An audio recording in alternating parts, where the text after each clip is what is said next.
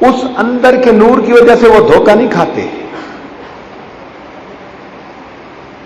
کچی باتیں ان کے دماغوں میں نہیں آتی، فسق و فجور ان کی طبیعتوں میں راہ نہیں پاتا. وہ سلیم فطرت رکھنے والے لوگ ہوتے ہیں، وہ نور نبوت سے فیض پانے والے لوگ ہوتے ہیں. ان کی سوچ بھی شریعت کے مطابق ڈھل چکی ہوتی ہے. جیسے حضرت مولانا رشید احمد گنگوئی رحمۃ اللہ علیہ نے ایک موقع پہ فرمایا کہ مکروہات شرعیہ اب میرے لیے مکروہات طبعیہ بن گئی ہیں. تو جن چیزوں سے شریعت نے کراہت کا حکم دیا، طبیعت بھی ان کا اس سے کراہت کرتی ہے. تو یہ وہ لوگ ہوتے ہیں جو مزاج شریعت کو سمجھنے والے لوگ ہوتے ہیں. لہذا فقط لغت، منطق، زبان دانی کے زور پر قرآن کو سمجھنے کا دعویٰ کرنے والے وہ براسخون فی العلم کبھی نہیں ہو سکتے. انہوں نے فقط ایک ظاہر زبان کو سمجھا ہے، اس کے اندر ان کی گہرائی تک پہنچ نہیں ہے. تو اب سنیے، ملفوظ سمجھ میں آئے گا کہ قرآن نے جن لوگوں کو اولو العلم، راسخون فی العلم، الذین اوتوا العلم یا العلماء کہا، یہ وہ لوگ نہیں جو فقط خارجی ذرائع یعنی لغت کی منہ شگافیوں اور منطق کی باریکیوں سے قرآن کو سمجھے، بلکہ یہ وہ لوگ ہیں جنہیں ایک نور نسبت حاصل ہوتا ہے جو سینے کو کھول دیتا ہے. اس لیے قرآن عظیم الشان میں فرمایا گیا بل هو آیات بینات فی صدور الذین اوتوا العلم. اب وہ آیات بینات کیا ہیں؟ یہ وہ نعمت ہے جو ان کو والراسخون فی العلم بناتی ہے. تو جس کو یہ نور نسبت نصیب ہوتا ہے، نور ایمان، نور یقین، یہ فرقان ہوتا ہے. وَمَن يَتَّقِ اللَّهَ يَجْعَل لَّهُ فُرْقَانًا، جو تقوی کو اختیار کرتا ہے اللہ اس کے لیے فرقان بنا دیتا ہے، عطا کر دیتا ہے. اور فرقان ایک نور ہے جس کے حاصل ہونے پر انسان فرق بین الحق والباطل آرام سے کر لیتا ہے. یوں سمجھے کہ کمرے میں روشنی ہے، اب آپ کو دوست اور دشمن میں تمیز کرنی بڑی آسان، نفع دینے والی چیز اور نقصان دینے والی چیز میں پہچان کرنی بڑی آسان، کوئی مسئلہ ہی نہیں. رسی الگ نظر آئے گی، سانپ الگ نظر آئے گا. لیکن اگر کمرے میں اندھیرا ہو تو رسی اور سانپ کے فرق کا پتہ نہیں چلتا. ہو سکتا ہے دشمن کو آپ دوست سمجھ کے اس سے مسافہ کرنے لگے. اندھیرا جو ہے، اسی طرح جن لوگوں کے سینوں میں یہ نور نسبت نہیں ہوتا اور وہ فقط علمی اور لغت کی بنیاد پر مطالب قرآن سمجھنے کی کوشش کرتے ہیں، یہ ایسا ہی ہے کہ اندھیرے میں وہ پہچان کرنے کی کوشش کر رہے ہیں کہ رسی کون سی ہے اور سانپ کون سا ہے. اور جن کے دلوں میں وہ نور ہوتا ہے تو وہ نور ان کے لیے اس پہچان کا کرنا آسان کر دیتا ہے. تو یہ داخلی چیز ہے، یہ نور داخلی چیز ہے. تو خارجی ذرائع سے قرآن کو نہیں سمجھا جاتا، اندر کے نور سے قرآن کو سمجھا جاتا ہے. چنانچہ فرمایا داخلی علم والے کے لیے مطالب سمجھنا ایسا ہے کہ جیسے دن میں راستے کے اوپر چلنا، اور خارجی علم والے کے لیے مطالب سمجھنا ایسا ہے کہ رات میں راستے کو ٹٹولنا. ہدایت یافتہ فطرت کتاب اللہ کے مفہوم کو بگڑنے نہیں دیتی. وہ جو نور والے لوگ ہوتے ہیں نا، وہ ہدایت یافتہ فطرت پا لیتے ہیں. تو ہدایت یافتہ فطرت مطالب اور مفاہیم قرآن کو بگڑنے نہیں دیتی، وہ صحیح سمجھ ان کو بات آتی ہے جو مزاج شریعت کے مطابق ہوتی ہے۔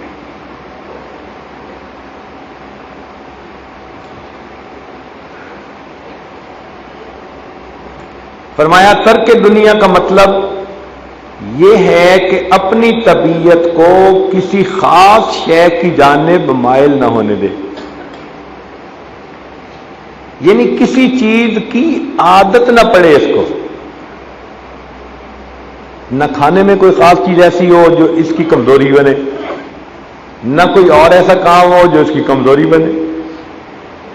اللہ کی نعمت ملی تو استعمال کر لیا، نہیں ملی تو پرواہ نہیں۔ کئی لوگ ہوتے ہیں نا، آئس کریم کھانے کو نہ ملے تو پھر سونگھتے پھرتے ہیں کہاں سے خوشبو مل سکتی ہے اس کی۔ تو عادت نہیں ہونی چاہیے۔ حضرت مدنی رحمت اللہ علیہ سے کسی نے پوچھا کہ حضرت ٹھنڈے کی عادت ہے یا گرم کی عادت ہے؟ حضرت ٹھنڈے کی عادت ہے یا گرم کی عادت ہے؟ فرمانے لگوں سچ بتاؤں تو مجھے تو کھانے کی بھی عادت نہیں ہے۔ سچ بتاؤں تو مجھے تو کھانے کی بھی عادت نہیں ہے، ضرورت پڑتی ہے اس سے کھانا پڑتا ہے، عادت نہیں ہے۔ تو عادت نہ ہو کسی چیز کی، اس کو ترک دنیا کہتے ہیں۔ تو ترک دنیا کا مقصد ترک لذات دنیا، اور ترک لذات دنیا کا مطلب یہ کہ شریعت کے دائرے سے ہٹ کے جو لذتیں ہیں ان کو چھوڑنا، جو دائرہ شریعت کے اندر ہیں ان لذتوں کو حاصل کر کے اللہ کا شکر ادا کرنا تو عبادت ہے۔ اچھے کپڑے پہنو، اللہ کا شکر ادا کرو، ثواب ملے گا۔ میاں بیوی ایک دوسرے کو دیکھیں، مسکرائیں، دل بھی خوش ہو، اللہ کے ہاں عبادت بھی لکھی جائے۔ چنانچہ روایت میں آتا ہے کہ جب کوئی خاوند اپنی بیوی کو دیکھ کر مسکراتا ہے اور بیوی خاوند کو دیکھ کر مسکراتی ہے، اللہ رب العزت ان دونوں کو دیکھ کر مسکراتے ہیں۔ تو بھئی اللہ تعالیٰ ہے نا، کوئی صاف تو نہیں ہے۔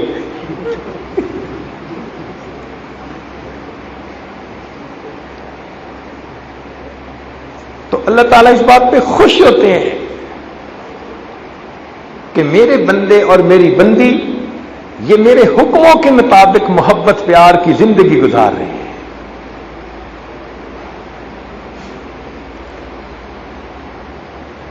تو جو چیز بھی دائرہ شریعت کے اندر ہے اس چیز کی لذت پانا اور اللہ کا شکر ادا کرنا، یہ چیز ترک دنیا میں شامل نہیں ہے۔ ترک دنیا میں وہ چیزیں جو اضافی ہم نے ساتھ جوڑی ہوتی ہیں اپنی، جیسے ایک ملفوظ یہاں لکھا ہوا بھی ہے کہ جو لذت انسان کو ادائے فرض کے وقت نصیب ہوتی ہے اس لذت میں نفس کا کوئی دخل نہیں ہوتا۔ یہ ممکن ہی نہیں کہ ادائے فرض کی لذت میں نفس اس چیز کو پسند کرے۔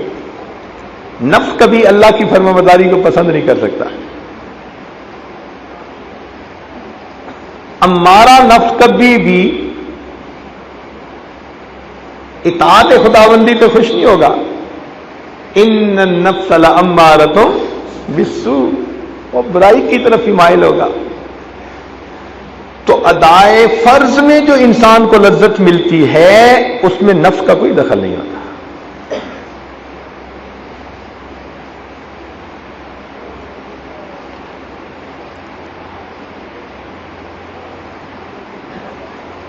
تو وہ تمام لذتیں جو شریعت کے حکم کے مطابق ہیں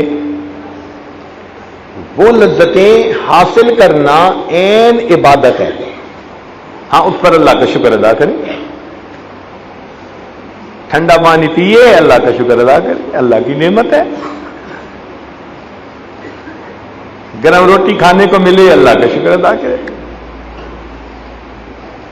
پلاؤ کھانے کو ملے اللہ کا شکر ادا کرے، یا گرم چائے پینے کو ملے اللہ کا شکر ادا کرے۔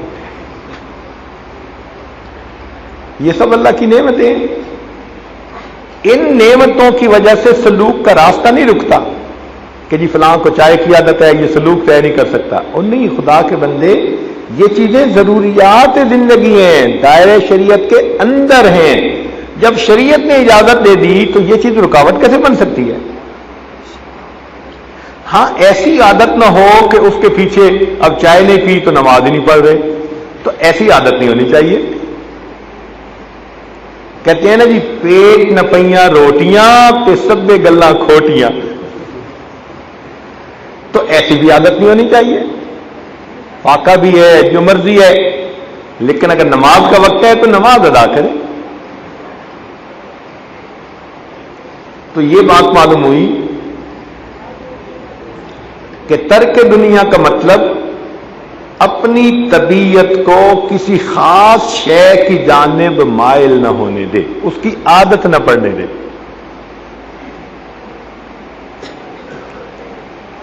اب جیسے بعض لوگوں کو کچھ خاص مشروب پینے کی عادت ہوتی ہے۔ ہمیں ایک بچہ ملا، وہ کہنے لگا پچھلے 8 سال سے میں نے کبھی پانی پیا ہی نہیں، مجھے پانی کے ذائقے کا ہی پتہ نہیں ہے۔ میں نے کہا کیا پیتے ہو؟ کہنے لگا کوک پیتا ہوں۔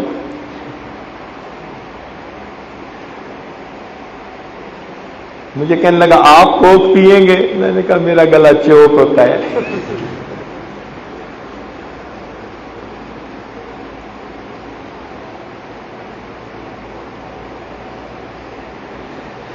تو ترک دنیا کی حقیقت ہمارے ذکر و سلوک کے میدان میں سبزی اور گوشت کی مانند ہے،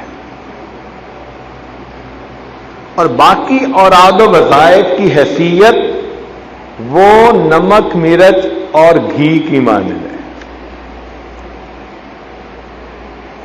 اگر نمک مرچ گھی نہ ہو تو ابل کے بھی سبزی کام آ جاتی ہے، ابلا ہوا گوشت بھی کام آ جاتا ہے، لیکن اگر گوشت اور سبزی نہ ہو تو فقط نمک مرچ کام نہیں آتا۔ اس لیے جو بندہ اوراد و وظائف تو بڑے کرتا ہو، دنیا کو ترک نہ کرے، لذتوں کو ترک نہ کرے، وہ سلوک نہیں طے کر رہا۔ اب اس کا یہ مطلب بھی نہیں کہ جی ترک دنیا کرنی ہے لہذا پھٹے ہوئے کپڑے پہنو، یہ مسئلہ بھی سمجھ لیں۔ اللہ تعالیٰ نے شریعت کو ایسا حسن و جمال دیا ہے کہ ہر بندہ اپنی حیثیت کے مطابق جو سنت ہے اس پر عمل کرے۔ مثال کے طور پر نبی علیہ السلام کی 2 سنتیں ہیں۔ ایک سنت تو یہ ہے کہ آپ صلی اللہ علیہ وسلم نے پیوند لگا کرتا پہنا، یہ بھی سنت ہے۔ اور ایک سنت یہ بھی ہے کہ آپ صلی اللہ علیہ وسلم نے یمن کا بنا ہوا جبہ پہنا، چادر پہنی، جو سینکڑوں نہیں پتہ نہیں ہزاروں دینار کی تھی یا کیا تھی۔ تو قیمتی لباس بھی زیب تن فرمایا اور پیوند والا لباس بھی زیب تن فرمایا۔ اب دونوں سنتیں بن گئی۔ یہ حسن ہے شریعت کا، چونکہ زندگی میں ایک انسان غریب ہو سکتا ہے، ایک انسان اب اگر فقط قیمتی لباس پہننا سنت ہوتا تو غریب تو سنت سے ہی معلوم ہو جاتا، اور اگر فقط پھٹا ہوا لباس یا پیوند والا لباس پہننا سنت ہوتا تو امیر کہتا جی کہ یہ تو میرے لیے قابل عمل ہی نہیں ہے، تو دین ناقابل عمل کہلاتا۔ تو یہ شریعت کا حسن ہے کہ سب کے لیے یہ قابل عمل ہے، لہذا جس کو اللہ نے تنگی کا حال دیا وہ پیوند لگا کپڑا پہن کے سنت کو پورا کر لے، اور جس پر اللہ نے نعمتوں کی بارش کر دی وہ نیا کپڑا پہن کر سنت دعا پڑھے اور نبی علیہ السلام کی یہ سنت پر عمل کر لے۔ اب غریب کو کہنا کہ قیمتی کپڑا والی سنت پہ عمل کرو، یہ اس کے لیے بوجھ ہے جو وہ اٹھا نہیں سکتا۔ امیر کو کہنا کہ تم فقط پیون والے کپڑے پہنو، وہ اس کے لیے مصیبت ہے۔ تو شریعت کے حسن و جمال کو دیکھیں، اس نے دونوں کے لیے عمل کا میدان دیا ہے۔ لہذا اب کئی بچیاں جو اچھے گھروں کی ہوتی ہیں، خاوند ڈاکٹر ہے، وہ بیوی کو صاف ستھرا دیکھنا پسند کرتا ہے۔ اب اس کی بیوی کہے گی کہ میں نے تو سادہ زندگی گزارنی ہے، لہذا ہفتے میں ایک دفعہ نہانا ہے، اور جسم سے بو آ رہی ہو تو گھر تو اس کا پھر بس گیا نا۔ ایک خاوند ڈاکٹر، طبیعت نفیس اس کی، اور اوپر سے بیوی کے جسم سے بو آ رہی ہو تو جھگڑا ہی ہونا ہے نا گھر میں۔ پھر تو اس نے اس کو کہنا ہی ہے نا میں دوسری کو لا رہا ہوں، اور یہ پھر بھاگے گی تعویذ لینے کے لیے، حضرت صاحب تعویذ بنا دو، میرا خاوند دوسری شادی کرنا چاہتا ہے۔ بھائی جب آپ اپنے خاوند کو گھر میں محبت پیار نہیں دیں گی، سکون نہیں دیں گی، تو وہ دوسری شادی نہیں کرے گا تو کیا کرے گا؟ تم شکر کرو کہ وہ دوسری کی بات کر رہا ہے، تیسری کی نہیں کر رہا۔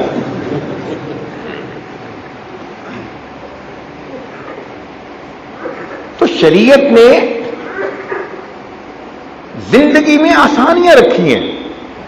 اب ایسی بچی جس کے پاس رزق کی بھی کمی کوئی نہیں، میاں بھی اس کا طبیعت نفیس رکھتا ہے، گھر بھی ان کا خوبصورت اور اچھا ہے، تو وہ درمیان میں ضرور ہے کہ کہے جی میں تو پھٹے ہوا لباس پہن کے پھروں گی، اور جب تک پھٹ نہیں جائے گا اس وقت تک میں کپڑے کو نہیں اتاروں گی۔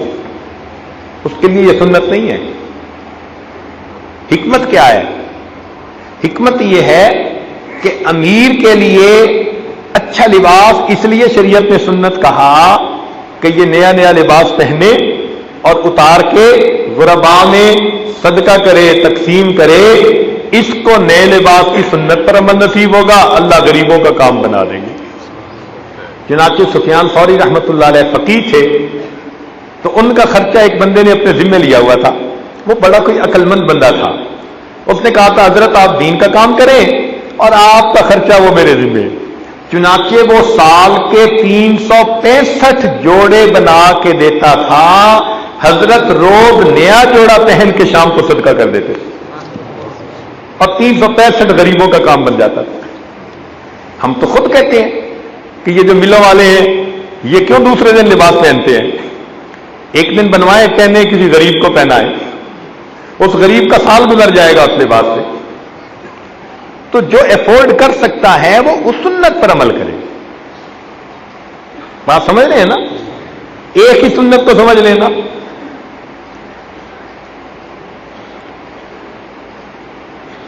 چنانچہ بعض مستورات ہر وقت یہی سوچتی رہتی ہیں کہ جی فلاں عورت تو سلوک میں آگے بڑھ نہیں سکتی، وہ تو بڑا صاف ستھرا لباس پہنتی ہے۔ تو صاف ستھرا لباس پہننا سلوک میں رکاوٹ نہیں ہے۔ ہاں اگر وہ گھر میں گندی رہتی ہے اور دکھاوے کے طور پہ زیادہ یہ چیز پہنتی ہے پھر تو ریاکاری ہو گئی۔ اور اگر آپ اس کو دن میں دیکھیں، رات میں دیکھیں، صبح دیکھیں، شام دیکھیں، ہر وقت صاف ستھرا دیکھیں تو یہ تو اللہ کی نعمت ہے۔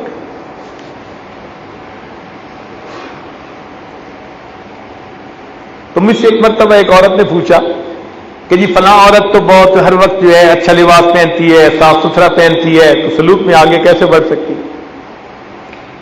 میں نے پھر اسے یہ بات سمجھائی، اور سمجھانے کے بعد کہا، میں نے کہا کہ آپ کو تو شکر ادا کرنا چاہیے کہ چلو دنیا میں کچھ خاوند تو ایسے ہیں جو بیویوں کو صاف ستھرا بھی رکھتے ہیں۔ کیا تم چاہتی ہو کہ تمہارا خاوند تمہیں سال کا ایک سوٹ بنا کے دے؟ کہنے لگی نہیں میں بھی تو بناتی ہوں آخر۔ اب جب اپنے پہ بات آئی نا، اب بات سمجھ میں آ گئی۔ تو مزاج شریعت کو لوگ نہیں سمجھتے، اس لیے وہ ان چیزوں کو رکاوٹ سمجھ لیتے ہیں۔ تو یاد رکھیے دائرہ شریعت کے اندر رہتے ہوئے کوئی بھی بندہ کام کرے گا تو وہ سلوک کے راستے میں رکاوٹ نہیں بن سکتا۔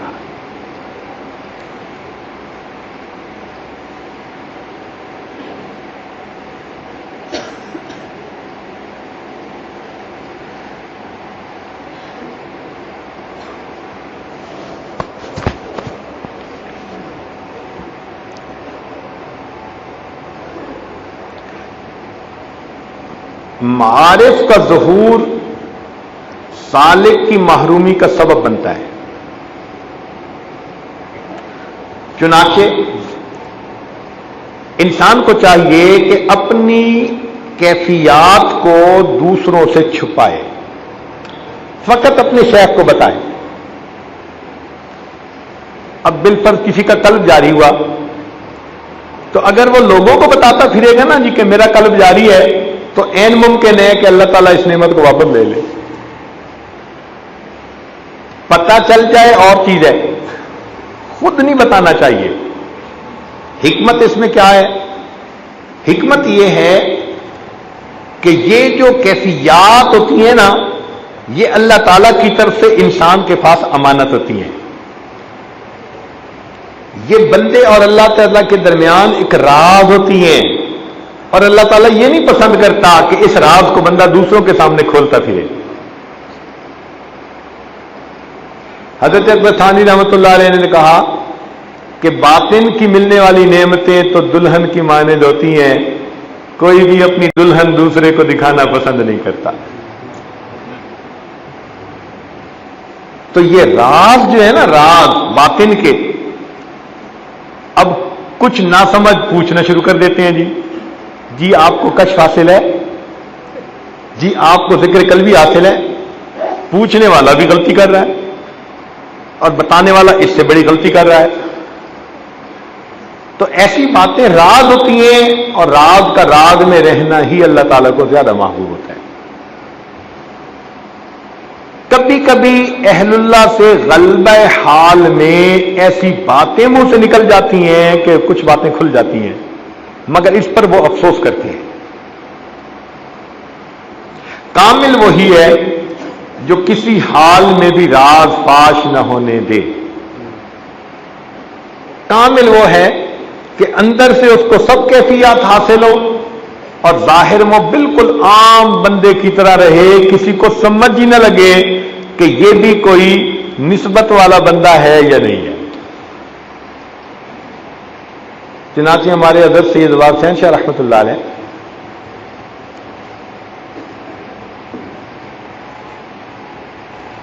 ان کو ایک مرتبہ کتابت خوشنویسی سیکھنے کا شوق ہوا.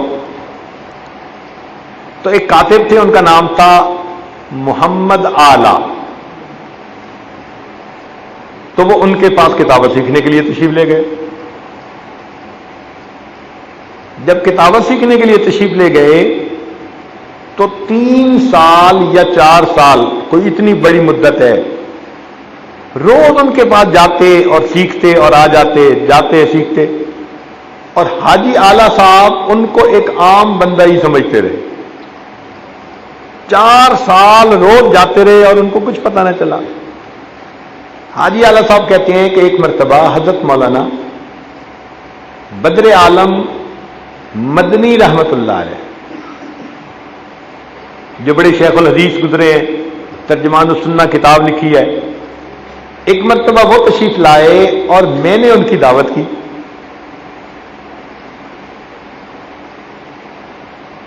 تو جب حضرت نے آنا تھا تو میں نے دل میں سوچا کہ بھئی یہ بھی میرے پاس آتے ہیں، ایک بھلے آدمی ہیں، کم گو ہیں، چلو ان کو بھی دعوت پہ بلا لیتا ہوں. تو کہتے ہیں میں نے شاہ صاحب کو بھی دعوت دے دی. انہوں نے کہا میں بھی آ جاؤں گا. اب سب نے مل کے کھانا کھایا. کھانا کھانے کے بعد نماز کا وقت ہو گیا. تو نماز پڑھانے کے لیے مولانا بدر عالم رحمۃ اللہ علیہ نے شاہ صاحب کو دیکھا تو ان کا چہرہ ویسے ہی وجیح تھا، خوبصورت تھا، پرانوار چہرہ تھا. تو مولانا بدر عالم نے فرمایا کہ آپ بھی تو مولوی نظر آتے ہیں، آپ کیوں نہیں پڑھا دیتے؟ آپ بھی تو مولوی نظر آتے ہیں، آپ پڑھا دیں نماز. تو شاہ صاحب نے نماز پڑھائی. جب نماز ان کے پیچھے پڑھی تو سلام پھیرنے کے بعد مولانا بدر عالم رحمت اللہ علیہ کو پسینے آئے. میں نے دیکھا کہ حضرت کی طبیعت دگرگوں ہے. تو میں نے پوچھا کہ حضرت خیریت تو ہے؟ فرمانے لگے کہ حاجی صاحب اگر محفل میں کوئی صاحب نسبت بندہ موجود ہو تو پہلے بتا دینا چاہیے تاکہ دوسرا بندہ بے ادبی کا مرتکب تو نہ ہو. آپ نے مجھے بتایا ہی نہیں. تو نماز میں ان کو باطن کی بصیرت سے پتہ چلا کہ امام بننے والا بندہ صاحب نسبت ہے. میں نے کہا حضرت مجھے تو نہیں پتا، یہ تو 4 سال سے میرے پاس آ رہے ہیں. انہوں نے کہا تم پتہ کرو یہ بندہ صاحب نسبت نظر آتا ہے. کہنے لگے مولانا بدر عالم چلے گئے. پھر میں نے کھود کرید کرنا شروع کیا تو مجھے پتہ چلا کہ ان کو تو کتنے سال گزر گئے اس وقت سے نسبت حاصل ہے. شیخ نے خلافت دی ہوئی ہے، اجازت دی ہوئی ہے، اور انہوں نے اس کو پتہ ہی نہیں چلنے دیا. کہنے لگے یہ عمل ایسا تھا کہ جس نے مجھے متاثر کیا. اور پھر اگلے دن میں نے کہا کہ حضرت اب تک میں آپ کا استاد بنا رہا، آپ شاگرد بنے رہے، آج میں شاگرد بنتا ہوں اور آپ استاد بن کے مجھے اس طرح خفیہ زندگی گزارنا سکھا دیجیے، چھپ کے رہنا سکھا دیجیے. چنانچہ پھر وہ حضرت کے مرید بنے اور پھر حضرت کے ماشاءاللہ بہت مقرب بندوں میں سے ہوئے. تو جو کامل ہوتے ہیں نا وہ ایسے چھپاتے ہیں. اس لیے بعض اوقات کاملین کو پہچاننا بڑا مشکل ہوتا ہے. انبیاء کرام کی یہی صفت ہے. کافر لوگ ان کو دیکھتے تھے تو کافروں کو لگتا تھا کہ بالکل عام سی زندگی ہے. وہ حیران ہو کے کہتے تھے ما لہذا الرسول یاکل الطعام ویمشی فی الاسواق، یہ کیسے رسول ہیں، کھانا کھاتے ہیں بازاروں میں چلتے ہیں. تو ان کو عام زندگی نظر آتی تھی.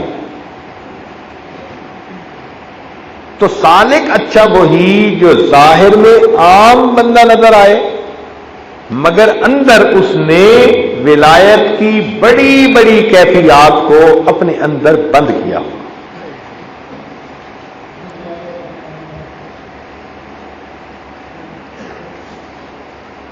حدیث مبارکہ ہے من زار حیا ولم یرزق منہ شیئا فکأنما زار میتا، کہ جس نے کسی زندہ کی زیارت کی اور اس زندہ نے اس کو کھانے کے لیے کچھ بھی پیش نہ کیا تو ایسا ہی ہے کہ اس نے کسی مردے کی زیارت کی. تو شریعت پسند کرتی ہے بھائی جب کوئی ملنے آئے تو اس کو کچھ پیش کرو، ضیافت کرو، مہمان ہے، بھلے پانی کا گلاس پیش کر دو. جس نے پینے کے لیے پانی کا پیالہ سامنے رکھ دیا اس نے مہمانی کی جو ادنا سی ایک درجہ تھا وہ پورا کر دیا، حق ادا کر دیا.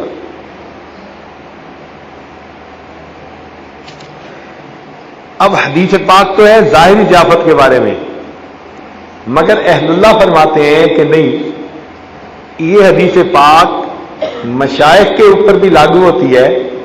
لہذا ان کو چاہیے کہ اگر کوئی بندہ ان کو ملنے کے لیے آئے تو وہ آنے والوں کو روحانی ناشتہ بھی کروایا کریں. لہذا مشائخ کو جو کوئی بھی ملنے آتا ہے مشائخ ان پہ توجہات ضرور ڈالتے ہیں. ظاہر کا ناشتہ اپنی جگہ تو باطن کا ناشتہ ضرور کرواتے ہیں. تو فرماتے ہیں کہ اہل اللہ ہر آنے والے کی روحانی ضیافت ضرور کرتے ہیں. اعلانیہ نصیحت کرنا در حقیقت ملامت کرنے کے مترادف ہے. تو اعلانیہ غلطی کی اعلانیہ نصیحت کر دے اور خفیہ غلطی کی خفیہ نصیحت کر دے، کیونکہ کسی کو رسوا کرنا تو مقصود نہیں نہ ہوتا.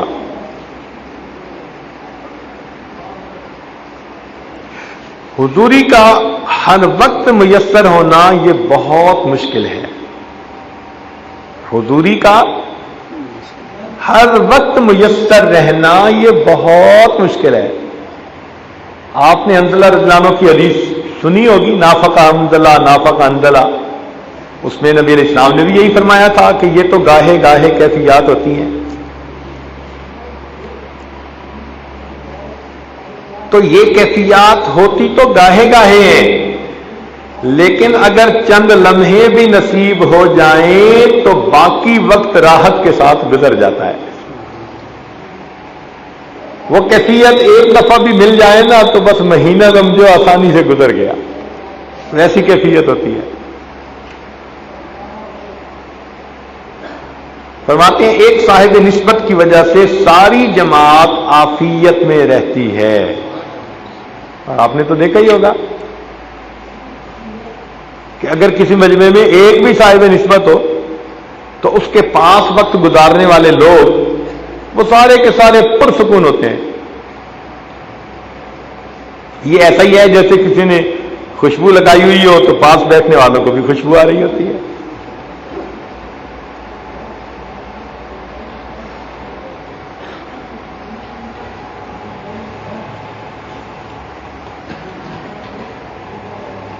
فرماتے ہیں کہ نفس سے ایک گھڑی کا مجادلہ 70 سال کی عبادت سے افضل ہے.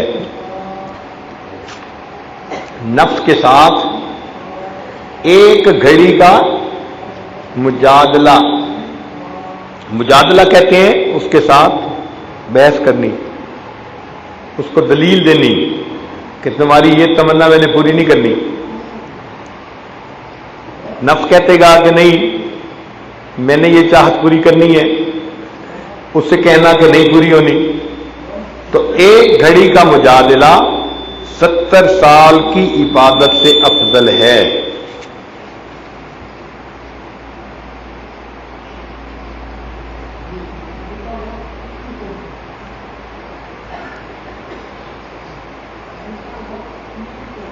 سید عائشہ رضی اللہ عنہا نے نبی علیہ السلام سے پوچھا کہ انسان کب خراب ہوتا ہے؟ انسان کب خراب ہوتا ہے؟ تو نبی علیہ السلام نے فرمایا کہ جب اپنے کو دوسروں سے افضل سمجھنے لگ جاتا ہے، جب اپنے کو دوسروں سے بہتر سمجھنے لگ جاتا ہے اس وقت انسان بگڑ جاتا ہے.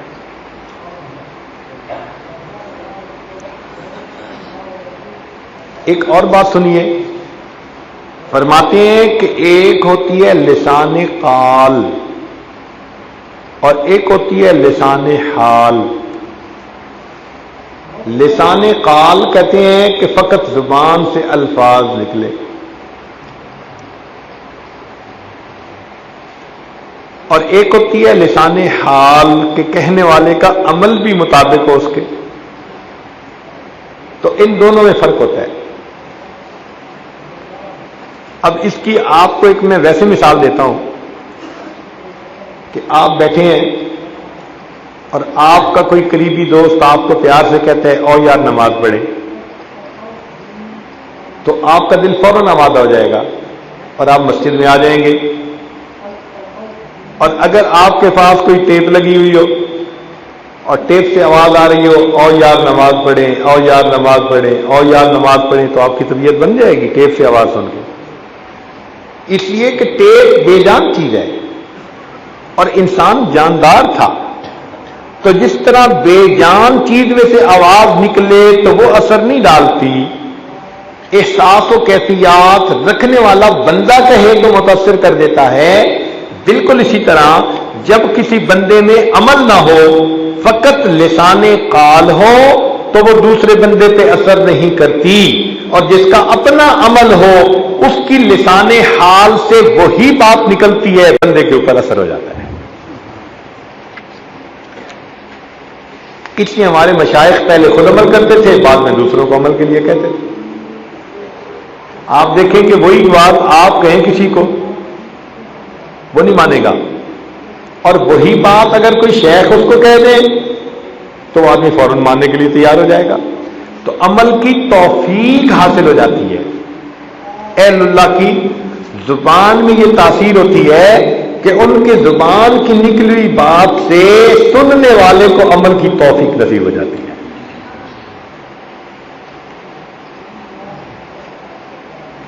تو فرماتے ہیں لسان قال کی بجائے لسان حال ہی انقلاب کا ذریعہ بنتی ہے.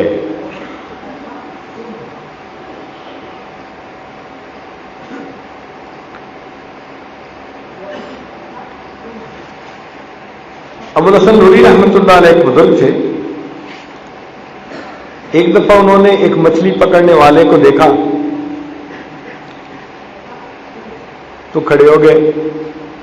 تو وہ مچھلیاں پکڑ رہا تھا چھوٹی چھوٹی چھوٹی چھوٹی. تو انہوں نے اس سے کہا بڑی کیوں نہیں پکڑتا؟ اس نے کہا آپ پکڑ کے دکھا دیں. کہنے لگے لاؤ تمہیں 2.5 من کی مچھلی پکڑ کے دکھاتا ہوں. انہوں نے جو جال پھینکا تو واقعی 2.5 من کی مچھلی اس جال میں آ گئی. جب جنید بغدادی رحمت اللہ علیہ کو پتہ چلا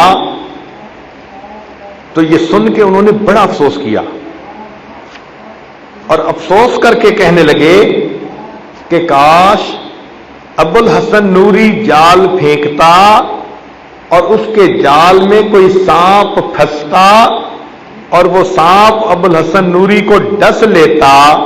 یہ زیادہ بہتر تھا کہ اس کے جال میں مچھلی پھنسی. اب پتہ نہیں اس کے پاس یہ کیفیات موت تک سلامت بھی رہیں گی یا نہیں رہیں گی، کیونکہ وہ اظہار کر بیٹھا. تو یہ بہتر تھا کہ کوئی سانپ پھنس جاتا اور وہ ابو الحسن نوری کو ڈس لیتا اور وہ مر جاتا، تو یہ بہتر تھا کہ کیفیات سلامت تھی. اب چونکہ اس نے اظہار کر دیا، اب معلوم نہیں موت تک یہ کیفیتیں سلامت رہیں گی یا نہیں. اس سے اندازہ کریں کہ ہمارے مشائخ اپنی کیفیات کو کس حد تک دوسروں سے اوجھل رکھا کرتے تھے.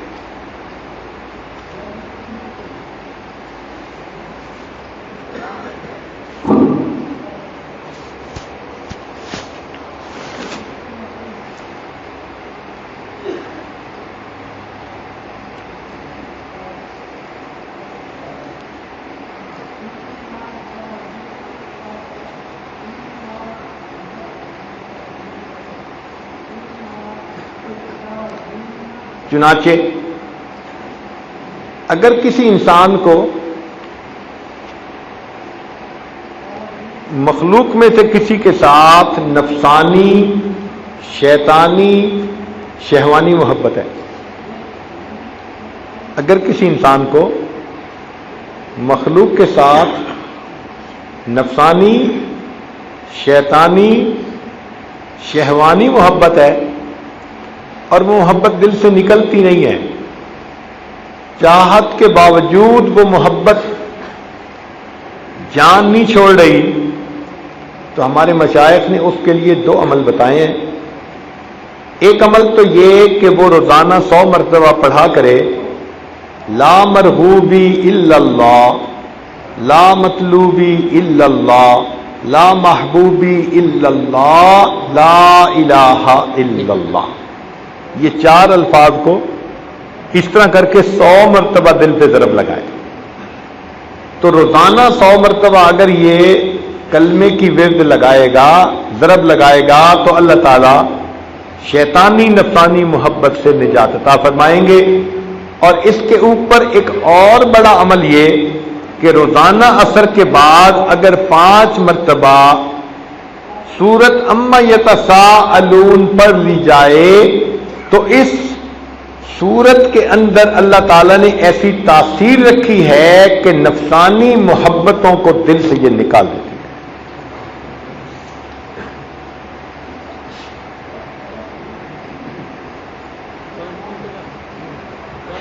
پانچ مرتبہ اما یتساءلون یہ سورت عصر کے بعد روزانہ پڑھنا انسان کے اندر سے نفسانی محبت کو ختم کر دیتی ہے. ایک اور بات سن لیجیے، فرماتے ہیں کہ جب کوئی سالک بلا عذر وظائف کو ترک کر دیتا ہے، مراقبے کو ترک کر دیا، درود شریف، استغفار، ایک تو ہوتا ہے نا عذر کی وجہ سے ترک کرنا، نہیں، بغیر عذر کے غفلت کی وجہ سے. تو جب کوئی سالک بغیر عذر کے وظائف کو ترک کر دیتا ہے تو یا تو اس پر کوئی ابتلا نازل ہوتی ہے یا کم از کم حرام شہوات کی طرف اس کی طبیعت مائل ہو جاتی ہے.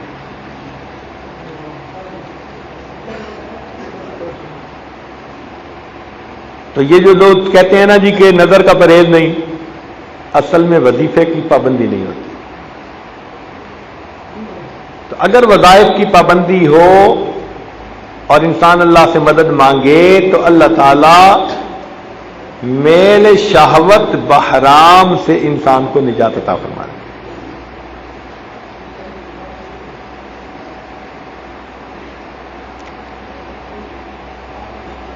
ایک اور جگہ امام ربانی مجدد ثانی رحمۃ اللہ فرماتے ہیں کہ دنیا میں جو کیفیت انسان کی نماز کی ہوگی وہی کیفیت آخرت میں اس کی رؤیت باری تعالی کی ہوگی. کیا مطلب؟ کہ اگر ایک آدمی دنیا میں اس طرح سے نماز پڑھے کہ کوئی دنیا کا وسوسہ اس کے اندر نہ آئے، کوئی دنیا کا خیال اس کو نماز میں نہ آئے، اس بندے کو قیامت کے دن اللہ تعالی کا ایسا دیدار ہوگا کہ اس کے اوپر کوئی پردہ نہیں ہوگا. جتنے خیال نماز میں دنیا میں آئیں گے، اگر آخرت میں اللہ تعالیٰ کا دیدار ہو بھی گیا تو وہ تمام خیالات نورانی پردوں کی شکل میں اللہ تعالیٰ کے اس چہرہ انور کے سامنے آ جائیں گے. تو بھئی پردے سے دلہن کا چہرہ دیکھنا اور چیز ہے، اور پردہ اٹھا کے چہرہ دیکھنا وہ اور چیز ہے.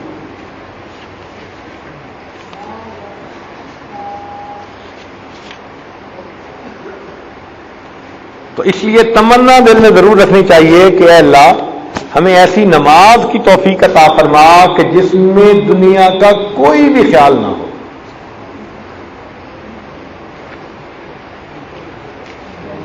اور یہیں پر ایک بات اور کرتا چلوں کہ جب بھی انسان نماز پڑھے تو کوشش کرے کہ قیام اور سجود لمبا کرے. اگر وقت فارغ ہو، دیکھیں اگر تو ہے کوئی کام، مصروفیت، تو پھر تو ٹھیک ہے، مختصر بھی پڑے گا تو اجر پورا ملے گا. لیکن اگر وقت بھی ہے، سکون تسلی سے انسان نماز پڑھ سکتا ہے، تو جب بھی نماز پڑھے تو کیا کرے؟ رکوع اور سجود کو لمبا کرے.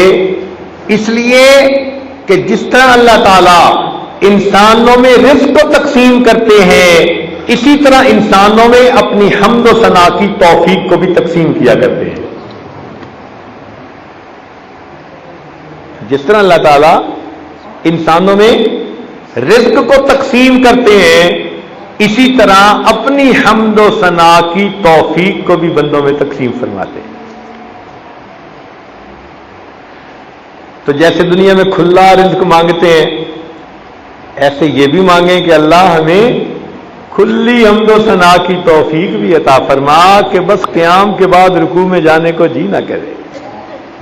ہمارے مشائخ کہتے آج رکوع کی رات ہے، قیام کی رات ہے، سجدے کی رات ہے، ساری رات قیام، رکوع اور سجدے میں گزار دیتے.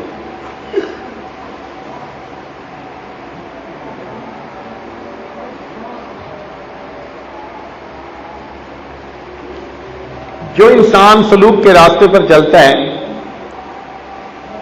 اسے مصیبتیں آتی ہیں.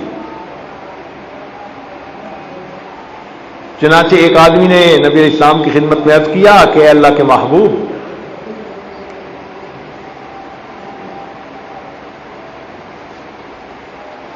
اے اللہ رب العزت کے محبوب، میں اللہ تعالیٰ سے اور اس کے رسول صلی اللہ علیہ وسلم سے بڑی محبت رکھتا ہوں. تو اللہ تعالیٰ کے محبوب نے فرمایا کہ اگر تم محبت رکھتے ہو تو پھر مصیبتوں پریشانیوں کے لیے تیار ہو جاؤ. اب یہ سوال پیدا ہوتا ہے کہ اللہ تعالیٰ اپنے دوستوں کی طرف مصیبتیں پریشانیاں بھیجتا کیوں ہے؟ کیوں بھیجتا ہے؟ اور حدیث پاک میں آتا ہے اذا احب اللہ عبدا ابتلاہ، اللہ تعالیٰ جب کسی بندے سے محبت کرتے ہیں تو اس پر کوئی بلا نازل کر دیتے ہیں، کوئی ذہنی پریشانی،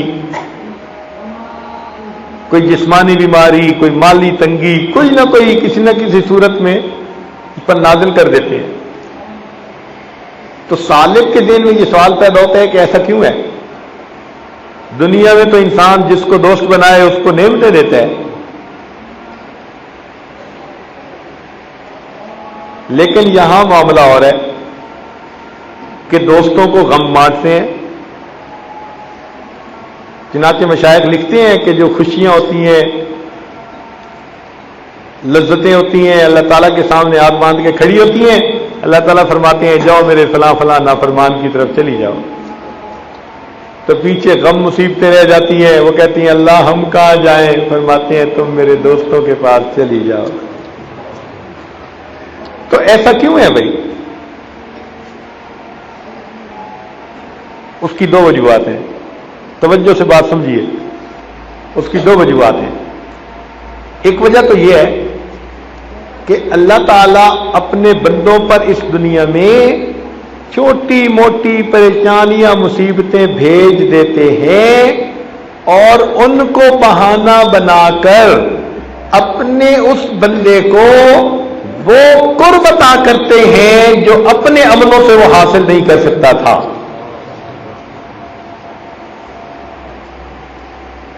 جو نعمتیں وہ خود حاصل ہی نہ کر سکتا تھا اپنے عملوں سے، اللہ تعالیٰ ان کو بہانہ بنا دیتے ہیں اور جی اس پر یہ پریشانی آئی لہذا اتنی ترقی اس کی ہو گئی، تو اپنے قریب کر لیتے ہیں اس کو۔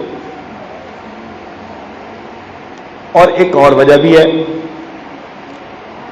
وہ وجہ یہ کہ اللہ تعالیٰ بلائیں اپنے بندوں پر دنیا میں اس لیے بھیجتے ہیں تاکہ میرے بندوں کو دنیا میں انقطاع کلی نصیب ہو جائے، تاکہ یہ مجھ سے کلی طور پر واصل ہو جائیں۔ انقطاع کلی ان کو عطا کرنے کے لیے ان کا پھر دنیا سے دل ہی چاٹ ہو جاتا ہے۔ چنانچہ کبھی رشتہ داروں نے غیبتیں کی، کسی نے حسد کیا، کسی نے فلاں کیا، تو بندہ پھر سب سے نظریں ہٹا کے اور اللہ سے لو لگا کے کہتا ہے جی دنیا میں میرا کوئی بھی نہیں۔ اس لیے تو یہ سب چیزیں ہوئی تھی۔ جب آپ نے زبان سے یہ الفاظ کہے نا کہ دنیا میں میرا کوئی بھی نہیں، یہی الفاظ کہلانے کے لیے تو اللہ نے یہ سب حالات بھیجے تھے۔ وہ یہ چاہتے تھے کہ تم سن لو اور سمجھ لو کہ میرے سوا دنیا میں تمہارا کوئی نہیں، اور اگر یہ غم نہ آتے تو ہم تو دنیا والوں کے ساتھ امیدیں لگائے رکھتے، تو انقطاع کلی حاصل نہ ہوتا۔ اس لیے اللہ تعالیٰ جو اپنے پیاروں پر یہ بلائیں مصیبتیں نازل فرماتے ہیں تو ان کا مقصد کیا ہوتا ہے؟ بولیں ذرا اونچا بولیے۔ تاکہ انسان کو انقطاع کلی حاصل ہو جائے، تبتل کامل نصیب ہو جائے اور انسان اللہ کے ساتھ پورے طور پر واصل ہو جائے۔ اس لیے یہ بلا مصیبت بھی آ جانا یہ بھی اللہ کی رحمت ہے۔ وہ ظاہر میں بلا ہے، حقیقت میں مٹھائی ہوتی ہے۔ وہ نمک کے غلاف میں لپٹی ہوئی مٹھائی ہوتی ہے۔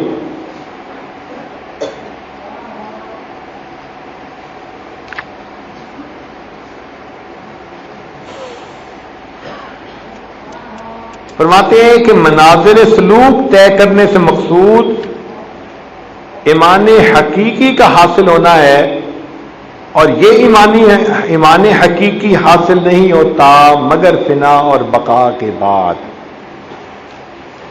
تو جب تک انسان کو فنا اور بقا کے درجات حاصل نہیں ہو جاتے، ایمان حقیقی کی حلاوت اس کو نصیب نہیں ہوتی۔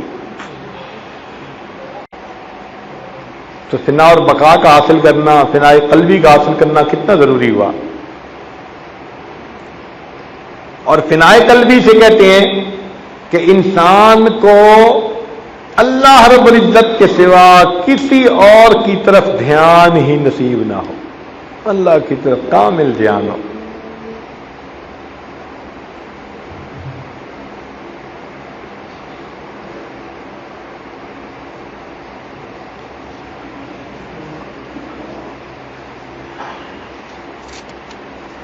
خواجہ عبید اللہ احرار رحمۃ اللہ علیہ ہمارے سلسلے کے بڑے مشائخ میں سے تھے.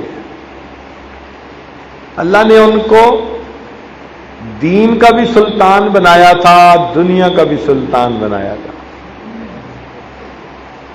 ان کے گھوڑوں کی جو میخیں تھیں نا، جن پہ گھوڑے باندھے جاتے تھے، وہ چاندی کی بنی ہوتی تھی. چاندی کے کیل بنے ہوتے تھے، سریے بنے ہوتے تھے، جن کو زمینوں میں گاڑ کے ان سے ان کے گھوڑے باندھے جاتے تھے. قالین بچھے ہوتے تھے. مولانا جامی رحمت اللہ علیہ نے سوچا کہ میں جاؤں ذرا حضرت کو ملتا ہوں. تو مولانا کو ملنے کے لیے تشریف لائے. تو حضرت بیٹھے تھے، مگر نیچے قالین ہے اور ارد گرد شاہانہ انداز ہے سارا. تو مولانا جامی رحمت اللہ نے دیکھا تو کہنے لگے، نہ مرد است آں کہ دنیا دوست دارد. وہ مرد نہیں ہو سکتا جو دنیا کو دوست رکھے، یعنی مرد خدا نہیں ہو سکتا. نہ مرد است آں کہ دنیا دوست دارد. اور یہ کہہ کے واپس آ گئے کہ نہ میں نے بیعت ہونا ہے، نہ میں نے ان کی محفل میں بیٹھنا ہے، یہ تو دنیا دار بندہ ہے. واپس آ گئے. اب تھکے ہوئے تھے، ایک مسجد میں جا کے سو گئے دوپہر کے وقت تھوڑی دیر قیلولہ کی نیت سے. تو انہوں نے خواب دیکھا کہ قیامت کا دن قائم ہے. مولانا جامی رحمۃ اللہ علیہ کھڑے ہیں، تو اتنے میں حق مانگنے والے لوگوں کا ہجوم ہو گیا، جنہوں نے مولانا سے حق لینے تھے. آپ نے ہماری غیبت کی، آپ نے یہ دینا ہے، آپ نے وہ دینا ہے. اور وہ حق مانگنے والے اتنے ہو گئے کہ اگر ساری زندگی کی نیکیاں بھی دے دیتے تو ابھی حق ان کا پورا نہیں ہوتا تھا. تو مولانا پریشان. اس پریشانی کے عالم میں کیا دیکھا کہ ایک طرف سے گھوڑے پر ایک آدمی سوار ہے اور اس کے پیچھے ہزاروں لوگ ہیں اور بجا رہے ہیں. قریب سے گزرا تو دیکھا کہ عبید اللہ احرار رحمۃ اللہ. حضرت نے مولانا جامی کو دیکھا تو کھڑے ہو گئے، کہنے لگے مولانا کیا بات ہے، پریشان کیوں ہیں؟ حضرت حق والے حق مانگتے ہیں، اتنی نیکیاں ہی نہیں کہ دے سکوں. حضرت نے فرمایا اچھا بھائی ہماری طرف سے حق ادا کر دو مولانا کا، ہمارے کھاتے میں سے نا پیمنٹ کر دو ان کی. اور یہ کہہ کہ مولانا چلے گئے. تو مولانا جامی رحمۃ اللہ کی آنکھ کھل گئی. تو مولانا جامی رحمۃ اللہ علیہ سمجھ گئے کہ بھائی بات ایسی نہیں ہے جو میں سمجھا، کچھ اور ہے. میں جاتا ہوں اور جا کے پھر ان کو ملتا ہوں. اب مولانا جامی رحمۃ اللہ علیہ آئے. جب آئے تو حضرت سے آ کے مصافحہ کیا تو اللہ تعالیٰ نے حضرت کو کشف کے ذریعے سے معاملہ کھول دیا. تو جب مولانا نے سلام کیا تو انہوں نے پوچھا مولانا جب پہلی دفعہ آئے تھے تو کیا پڑھا تھا؟ مولانا جب پہلی دفعہ آئے تھے تو کیا پڑھا تھا؟ نہیں حضرت، نہیں حضرت. نہیں مولانا بتا دیں. جب حضرت نے اصرار کیا تو کہا کہ حضرت میں نے غلط سمجھا تھا اور میں نے یہ پڑھا کہ نہ مرد استاں کہ دنیا دوست دارد. وہ مرد نہیں جو دنیا کو دوست رکھے. تو حضرت نے شعر مکمل کر دیا، فرمایا اگر دارد برائے دوست دارد. اگر دنیا ہو بھی صحیح تو اللہ کے لیے ہونی چاہیے، اپنے لیے نہیں ہونی چاہیے. اور پھر فرمایا مولانا عجیب بات کہی، فرمایا مولانا سونے چاندی کی میخیں زمین میں گاڑنے کے لیے ہوتی ہیں، انسانوں کے دلوں میں گاڑنے کے لیے نہیں ہوا کرتی. سونے چاندی کی میخیں زمین میں گاڑنے کے لیے ہوتی ہیں، انسانوں کے دلوں میں گاڑنے کے لیے نہیں. پھر مولانا ان سے بیعت ہو گئے. وقت کے بادشاہ بھی ان سے بیعت تھے، خواجہ عبید اللہ احرار رحمۃ اللہ علیہ. ہم نے جا کے دیکھا ہے ان کا مزار اور ان کی جگہ، ایسے شاہانہ محل نظر آتا ہے. فرمایا کرتے تھے کہ اگر میں دنیا میں پیری مریدی کرتا، اگر میں دنیا میں پیری مریدی کرتا تو کسی پیر کو کوئی مرید نہ ملتا.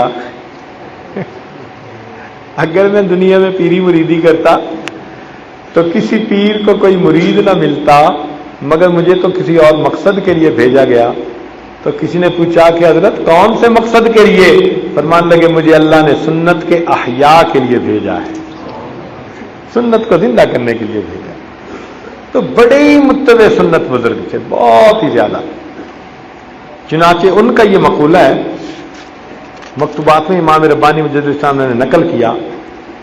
وہ فرماتے ہیں کہ اگر ہمیں تمام احوال و مواجید دے دیں، یعنی حالات اور وجد اور کیفیات، اگر ہمیں تمام احوال و مواجید دے دیں لیکن حقیقت کو اہل سنت والجماعت کے عقائد کے ساتھ آراستہ نہ کریں تو ہم اس میں خرابی کے سوا اور کچھ نہیں جانتے. ساری دنیا کی کیفیتیں دے دیں لیکن ہمارے عقائد کو علماء اہل سنت والجماعت کے مطابق نہ بنائیں تو ہم اس میں خرابی کے سوا کچھ نہیں جانتے. اور یہ بھی کہتے تھے کہ اگر ساری دنیا کی کیفیات ہم سے لے لیں، اگر ساری دنیا کی کیفیات ہم سے لے لیں اور ہمارے ظاہر کو اہل سنت والجماعت کے عقائد سے آراستہ کر دیں تو ہم اس میں خوبی کے سوا کچھ نہیں جانتے.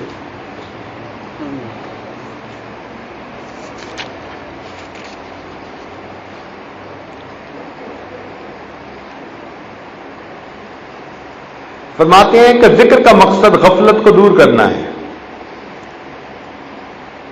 ذکر کا مقصد بولیے، ذکر کا مقصد غفلت کو دور کرنا ہے.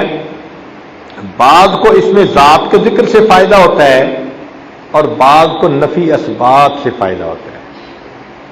کچھ طبیعتیں ایسی ہوتی ہیں جن کو کس سے فائدہ ہوتا ہے؟ ذکر اس میں ذات سے. اور کچھ لوگوں کو کس سے فائدہ ہوتا ہے؟ نفی اسباب سے. مگر یہ دونوں مبتدی کے لیے ہیں، یعنی میرے اور آپ کے لیے ہیں. یہ دونوں کیفیتیں کن کے لیے ہیں؟ مبتدی، جو ابتدا میں ہوتے ہیں نا، پرائمری کے بچے، یہ کیفیتیں ان کے لیے ہوتی ہیں.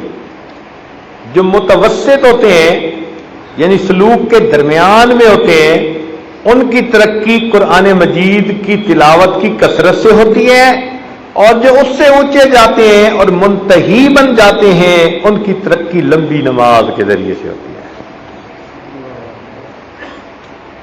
تو ابتدا میں ترقی ذکر کے ذریعے، درمیان میں ترقی تلاوت قرآن کے ذریعے، اور انتہا میں ترقی نماز کے ذریعے سے انسان کو نصیب.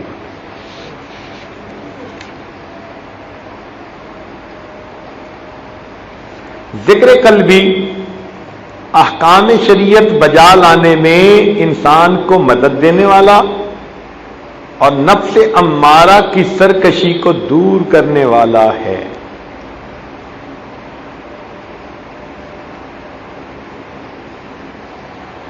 امام ربانی مجدد الاسلام رحمۃ اللہ علیہ کا ایک بڑا کارنامہ یہ ہے کہ انہوں نے سنت کا اتنا اہتمام سکھایا کہ انسان حیران ہو جاتا ہے.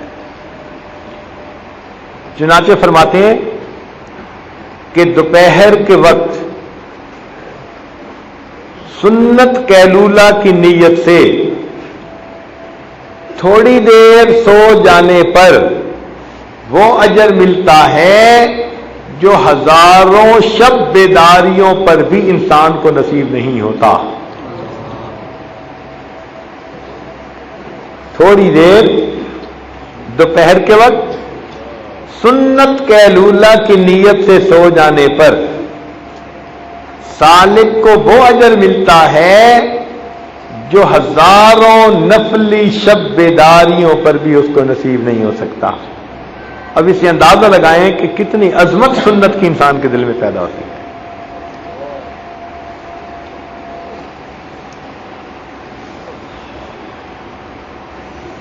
اور ایک جگہ فرماتے ہیں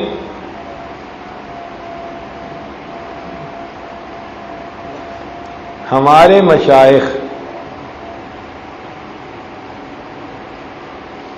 شرع شریف کے نفیس موتیوں کو،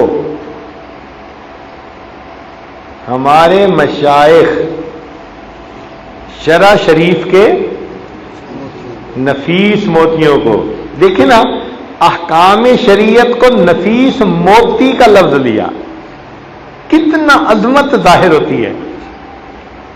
ہمارے مشائخ شرع شریف کے نفیس موتیوں کو بچوں کی مانند وجد و حال کے جوز و مویز کے بدلے میں نہیں دیتے۔ جوز و مویز فارسی میں کہتے ہیں اخروٹ منقع۔ تو یہ جو انسان کی کیفیات ہے نا، وجد کی کیفیت اور حال کی کیفیت اور ذکر کی کیفیت، فرماتے ہیں یہ احوال و مواجید ہیں، اور یہ احوال و مواجید اخروٹ منقع کی طرح ہیں، اور احکام شریعت کیا ہے؟ نفیس موتی ہیں۔ تو بھئی کوئی بندہ اخروٹ منقع کے بدلے نفیس موتی دے سکتا ہے؟ نہیں نہ، سودا کرے گا۔ لہذا جو سالک صحیح ہے وہ شریعت کے احکام کو چھوڑ کر وجد و حال کے پیچھے کبھی نہیں جائے گا۔ تو فرماتے ہیں ہمارے مشائخ شرع شریف کے نفیس موتیوں کو بچوں کی مانند وجد و حال کے جوز و مویز کے بدلے نہیں دیتے، نص سے فص کی طرف مائل نہیں ہوتے۔ نص کہتے ہیں قرآن و حدیث کو، اور فص عربی کی کتاب ہے فصوص الحکم۔ تو جہاں تصوف کی بات قرآن سے ٹکراتی ہے تو یہ کس کو چھوڑتے ہیں؟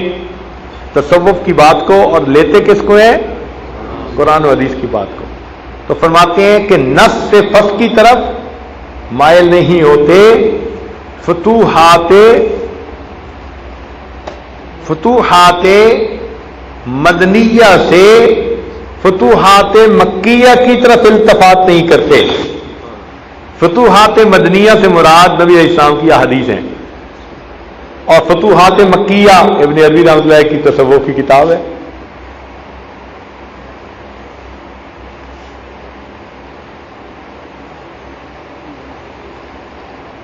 ہر ذراق اور رقاص کی طرف مائل نہیں ہوتے۔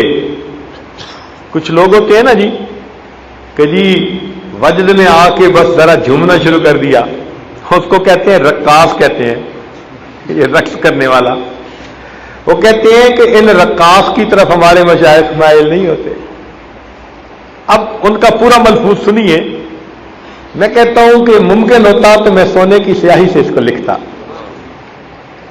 ہمارے مشائخ شرع شریف کے نفیس موتیوں کو بچوں کی مانند وجد و حال کے جوز و مویز کے بدلے میں نہیں دیتے، نص سے فص کی طرف مائل نہیں ہوتے، فتوحات مدنیہ سے فتوحات مکیہ کی طرف التفات نہیں کرتے، ہر رقاص کی طرف مائل نہیں ہوتے، ان کا کارخانہ بلند ہے۔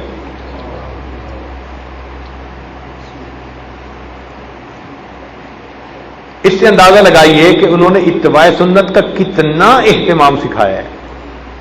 فرماتے ہیں ان کا کارخانہ بلند ہے۔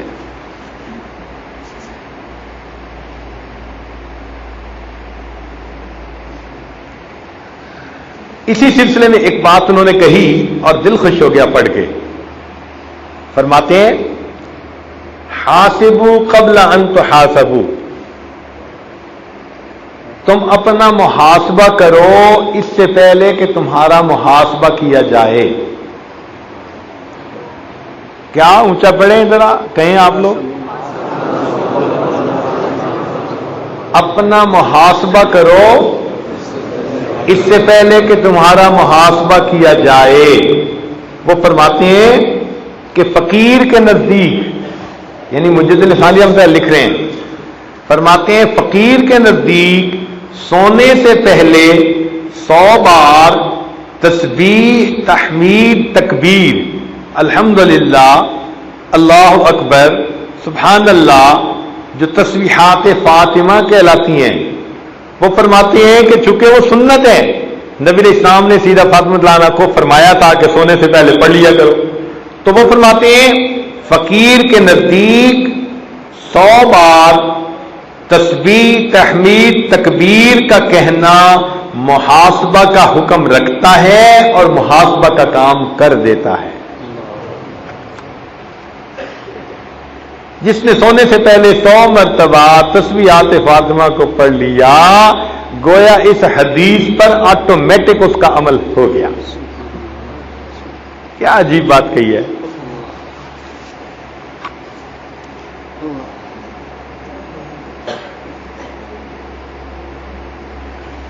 فرماتے ہیں کہ لوگ کلمہ کا تکرار اس لیے کرتے ہیں کہ انہیں ہر طرف حق نظر آئے۔ یہ بھی عجیب بات کہی ہے۔ لوگ کلمے کا ذکر تکرار کس لیے کرتے ہیں کہ انہیں ہر طرف حق نظر آئے۔ لوگ کلمے کا تکرار کس لیے کرتے ہیں کہ انہیں ہر طرف حق نظر آئے، مگر مشائخ نقش بند اس لیے تکرار کرتے ہیں کہ انہیں جو کچھ بھی نظر آئے وہ اسے غیر جانے۔ فرق دیکھو کہ دوسرے لوگ کلمے کا تکرار اس لیے کرتے ہیں کہ انہیں ہر طرف کیا نظر آئے، حق نظر آئے، اور فرماتے ہیں کہ ہم کلمے کا تکرار اس لیے کرتے ہیں کہ ہمیں ہر طرف غیر ہی نظر آئے۔ یہ بھی غیر ہے، یہ بھی غیر ہے، یہ بھی غیر ہے، یہ بھی غیر، ہر اس کی نفی کرو۔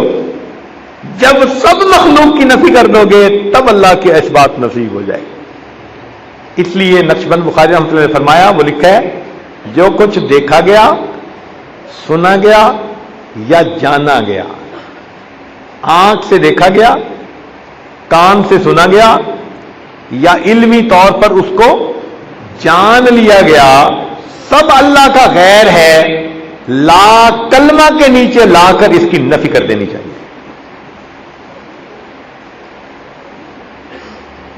تو جو چیز انسان سن سکے، دیکھ سکے، سمجھ سکے، وہ خدا ہو سکتا ہے؟ نہیں نہ ہو سکتا۔ تو اس لیے ہم جو کلمہ پڑھتے ہیں وہ اس لیے نہیں پڑھتے کہ ہر طرف حق نظر آئے، ہم پڑھتے ہیں کہ ہمیں جو نظر آئے وہ ہمیں غیر نظر آئے۔ دل کہہ دے کہ جو اصل ہمارا خدا ہے وہ ہمارے دیکھنے سے، سننے سے، سوچنے سے بھی اعلیٰ اور بالا ہے۔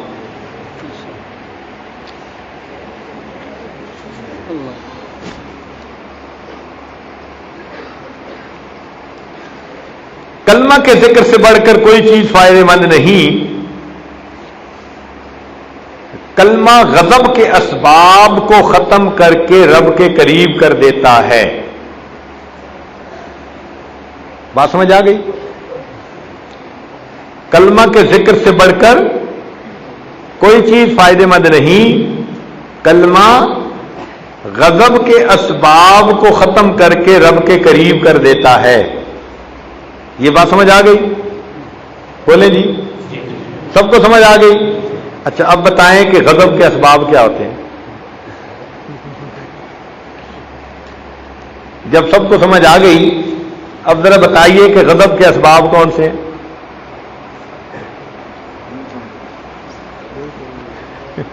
اب فرما رہے ہیں کہ سمجھ نہیں آئی۔ یہاں غضب سے مراد دنیا کی محبت ہے، کیونکہ جس بندے کے دل میں دنیا کی محبت ہو، یہ دنیا کی محبت غضب کے اسباب میں سے ہے۔ اللہ تعالیٰ نے جب سے دنیا کو پیدا کیا کبھی ایک مرتبہ بھی محبت کی نظر سے دنیا کو نہیں دیکھا۔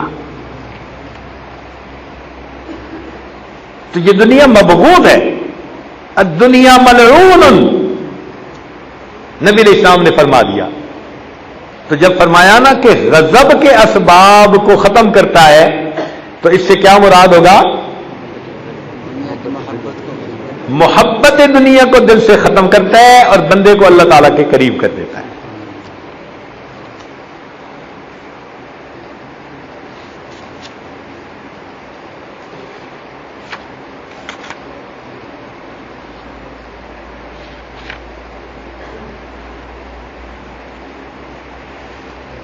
ایک مرید ان کے عالم تھے مگر بیعت ہونے کے بعد ان کی صحبت میں آتے نہیں تھے، تو حضرت نے انہیں عجیب انداز سے تنبیہ فرمائی، اس کو بس میں پڑھ دیتا ہوں، سمجھ خود لیجئے گا۔ فرماتے ہیں صحبت میں ایک ساتھ رہنا، صحبت میں ایک ساتھ رہنا مجاہدوں کے کئی چلوں سے بہتر ہے۔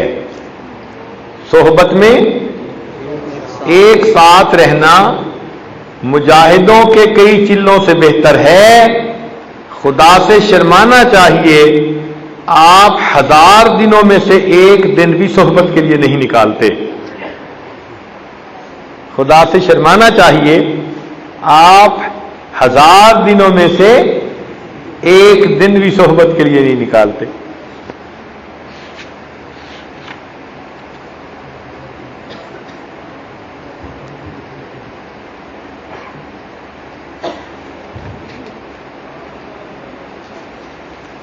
ایک اور عجیب ملفوظ سنیے،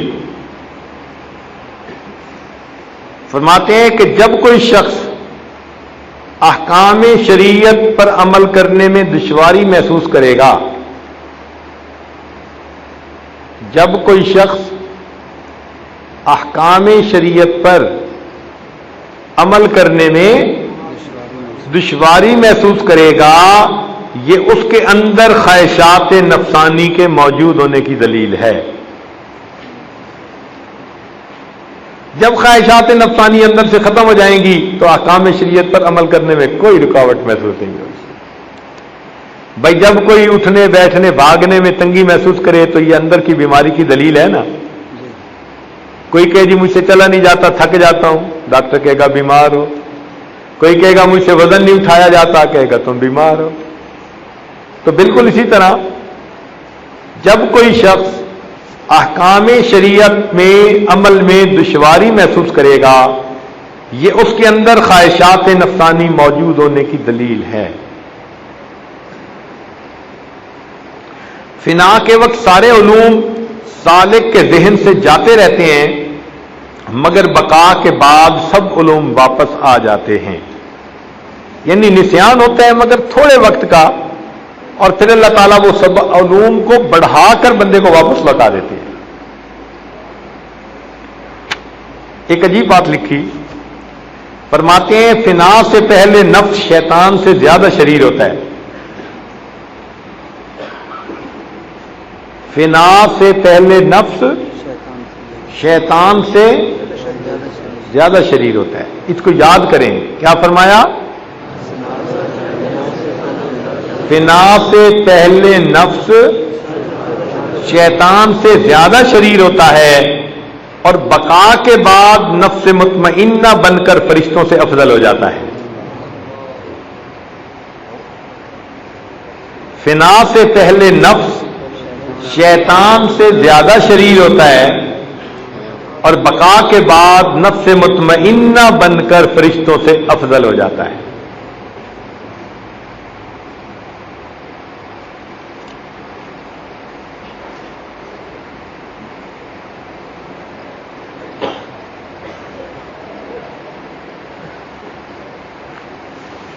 کوئی شخص کمال ولایت اور کمالات نبوت کے حاصل ہونے کے بعد بھی اتباع شریعت سے بری نہیں ہو سکتا۔ کوئی شخص کمالات ولایت یا کمالات نبوت کے حاصل ہونے کے بعد بھی اتباع شریعت سے بری نہیں ہو سکتا۔ شریعت بنیاد ہے تمام کمالات حاصل کرنے کی۔ جیسے بنیاد کے بغیر مکان نہیں بن سکتا، اسی طرح شریعت کی اتباع کے بغیر کمال حاصل نہیں ہو سکتا۔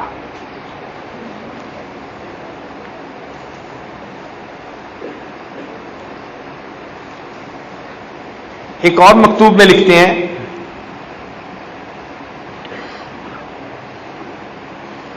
آپ تھک گئے ہیں؟ مگر آپ کو سنانا تو ہے میں نے۔ خوش ہو کے سنے تو بھی سنانا ہے، اور آپ تنگ ہو کے سنے پھر بھی سنانا ہے۔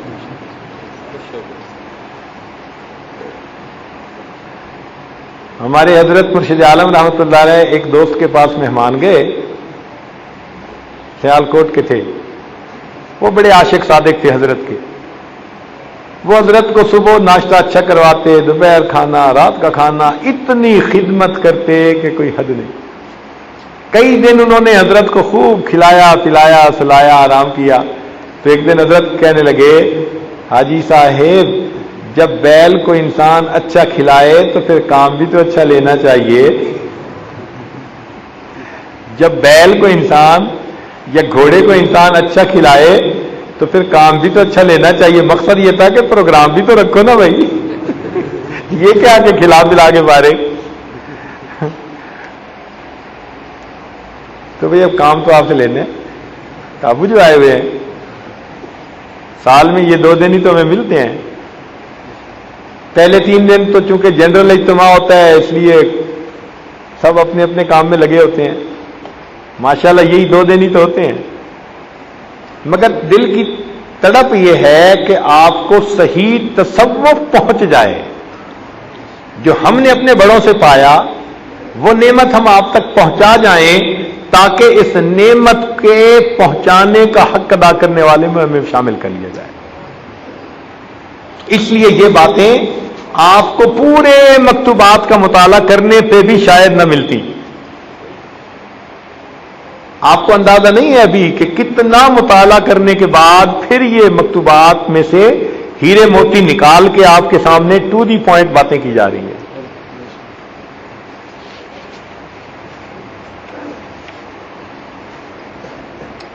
فرماتے ہیں کہ خود ساختہ ذکر سے درود شریف افضل ہے. خود ساختہ ذکر کہتے ہیں کہ جو انسان خود کرنا شروع کر دے، چاہے وہ سبحان اللہ کا ہے، کلمے کا ہے، کوئی بھی ہے، کسی شیخ نے نہیں بتایا، پیر و مرشد نے نہیں بتایا، خود ہی کرنا شروع کر دے، اس کو کہتے ہیں خود ساختہ ذکر.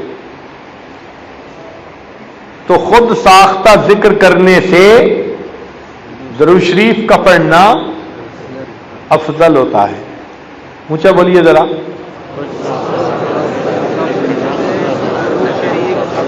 خود ساختہ ذکر کرنے سے درود شریف کا پڑھنا افضل ہوتا ہے، جبکہ ذکر قلبی کا اجر و ثواب درود شریف کے اجر و ثواب سے کئی گنا زیادہ ہوتا ہے. جبکہ ذکر قلبی کا اجر و ثواب درود شریف کے اجر و ثواب سے کئی گنا زیادہ ہوتا ہے، تاہم دونوں کا ثواب نبی علیہ السلام کو برابر پہنچتا ہے. کوئی یہ نہ سمجھے کہ یہ درود شریف پڑھیں گے تو نبی علیہ السلام کو ثواب پہنچے گا اور ذکر کریں گے تو نہیں پہنچے گا. فرماتے ہیں نہیں. خود ساختہ ذکر سے کیا چیز افضل ہے؟ خود ساختہ ذکر سے کیا چیز افضل ہے؟ درود شریف افضل ہے. لیکن ذکر قلبی درود شریف سے بھی زیادہ اجر رکھتا ہے، مگر ان دونوں کا اجر و ثواب نبی علیہ السلام کو برابر پہنچتا ہے.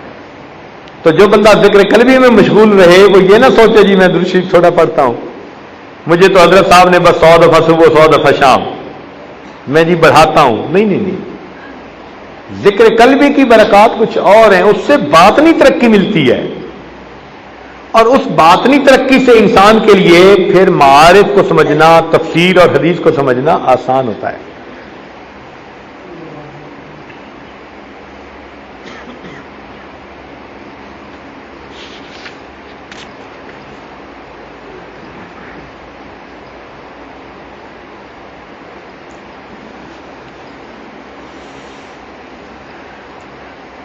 فرماتے ہیں کہ نبی علیہ السلام کو نبوت کا علم ہونا ضروری ہے. نبی کو نبوت کا علم ہونا، مگر ولی کو ولایت کا علم ہونا ضروری نہیں.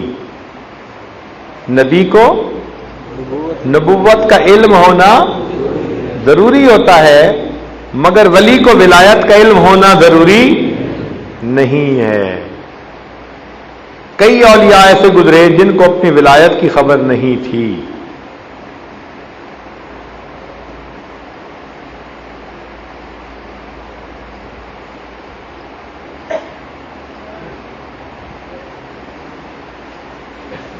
فرماتے ہیں کہ دنیا کی مصیبتیں دوستوں کے لیے انعام کی مانند ہوتی ہیں،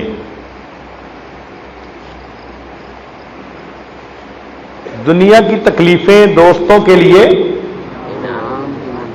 انعام کی مانند ہوتی ہیں۔ یہ کیسے ہو سکتا ہے بھائی کہ تکلیفیں پہنچے اور بندہ انعام سمجھے؟ کیوں جی بتائیں،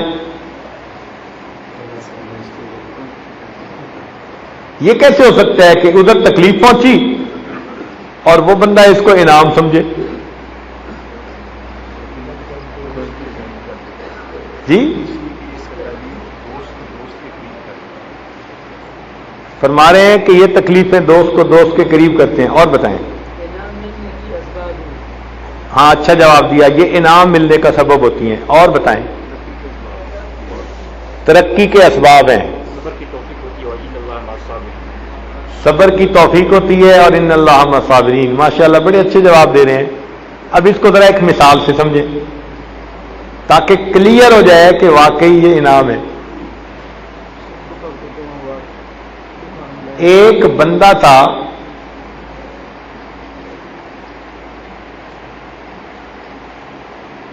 جس کا بیٹا گھر سے روٹھ کے چلا گیا۔ ایک بندہ تھا جس کا بیٹا گھر سے روٹھ کر چلا گیا۔ اب یہ بیچارہ اس کو ڈھونڈتا ڈھونڈتا ڈھونڈتا سارا دن شہر میں پھرتا رہا، حتیٰ کہ پھرتے پھرتے اس کو رات ہو گئی۔ رات کے 2 بجے یہ باغ کے قریب سے گزر رہا تھا کہ اس کو پولیس والے نے پکڑ لیا۔ پولیس والے نے اس کو چور سمجھا، آوارہ سمجھا۔ اب اس نے پوچھا کون ہو؟ اس نے کہا کہ میں ویسے ہی پھر رہا ہوں۔ تو پولیس والے نے اس کے 2-4 ڈنڈے لگائے۔ کیا لگائے؟ 2-4 ڈنڈے لگائے اور کہنے لگا میں دوسرے کو بھی بلاتا ہوں، ذرا تیری مرمت اچھی طرح کرتے ہیں، تو کون ہے؟ اب وہ دوسرے کو جو بلانے گیا تو بھاگا، اور وہاں سے باغ کے قریب باغ کا دروازہ تھا، یہ جان بچانے کے لیے باغ میں گھس گیا۔ جب باغ میں گھس گیا، اندھیرے میں ایک جگہ جا کر بیٹھا تو کیا دیکھا کہ وہیں اس کا بیٹا چھپا ہوا تھا۔ اب جب اس بیٹے سے ملاقات ہو گئی تو یہ پولیس کے اس ڈنڈے کو سزا سمجھے گا یا رحمت سمجھے گا؟ کیوں جی؟ یہ انعام سمجھے گا یا سزا سمجھے گا؟ اونچا بولے نا، انعام سمجھے گا نا۔ کہے گا کہ اللہ کا شکر، پولیس والے نے مجھے تو ڈنڈے لگا دیے، اگر وہ ڈنڈے نہ لگاتا تو میں تو باغ میں جاتا ہی نہ، مجھے کیا پتا کہ باغ میں اس جگہ پر میرا بیٹا بیٹھا ہوا تھا۔ تو جس طرح بیٹے کے مل جانے پر اس بندے نے پولیس کے ڈنڈے کو اپنے لیے انعام سمجھا، اسی طرح اللہ کے وصل ہونے پر سالک اللہ تعالی کی طرف سے بھیجی ہوئی تکالیف کو اپنے لیے انعام سمجھا کرتا ہے۔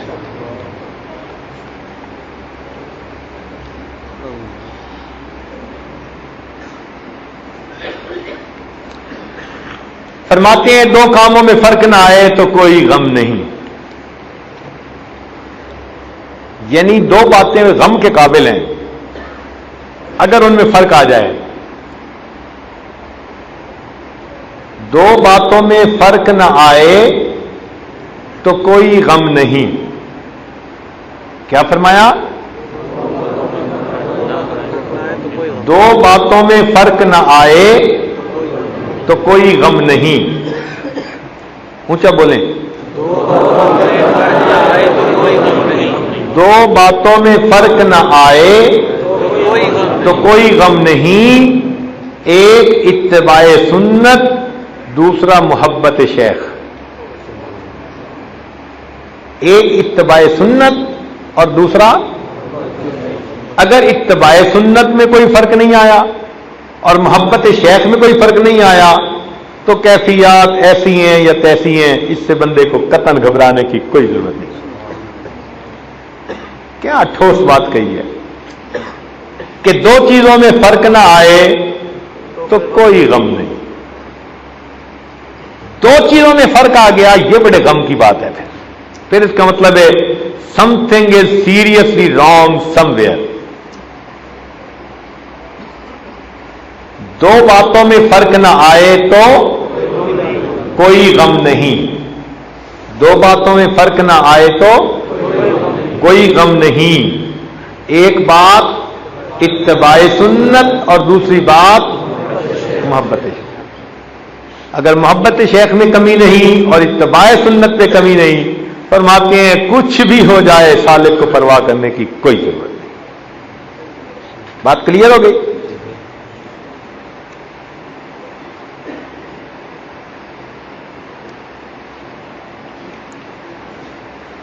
فرماتے ہیں کفر کی ظلمت بہت زیادہ ہوتی ہے توجہ سے دور نہیں ہوتی. دو چیزوں سے دور ہوتی ہے، یا تو سچی توبہ سے یا پھر نارے جہنم. اس کے پیچھے ایک واقعہ ہے کہ حضرت امام ربانی مجدد لسانی رحمۃ اللہ علیہ کا ایک مرید تھا، خادم تھا. اس کا بھائی بیمار تھا اور اللہ تعالی کی شان کہ وہ سکرات موت کی کیفیت کے قریب آ گیا. جو فیٹل سمپٹمز ہوتے ہیں نا موت کے، بس وہ ظاہر ہونے کے قریب ہو گئے. تو وہ بھاگا ہوا آیا اور حضرت کو اس نے کہا کہ حضرت میرے بھائی پر بس آخری وقت ہے، آپ مہربانی فرما کے اس موقع پہ کچھ توجہات کر دیں تاکہ اس کا خاتمہ اچھا ہو جائے. تو خدام کی ان باتوں کو پھر قبول کرنا ہوتا ہے. تو حضرت اس کے ساتھ اس کے گھر تشریف لے گئے. فرماتے ہیں کہ میں نے بیٹھ کر اس کے بھائی پر بہت دیر توجہ کی مگر اس کے دل کی حالت میں کوئی فرق نہ پڑا. وقت کا مجدد الثانی، اتنی بڑی شخصیت، وہ فرماتے ہیں کہ میں نے پورا زور لگا دیا اور اس کے دل پر کوئی بھی اثر نہ ہوا.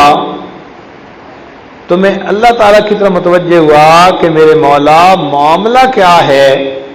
فرماتے ہیں راز کھولا گیا کہ اس کی دوستی کفار کے ساتھ تھی اور کفار کی دوستی کی وجہ سے اس کا دل پر وہ ظلمت تھی جو ظلمت کے توجہ کے ساتھ کبھی زائل نہیں ہو سکتی تھی.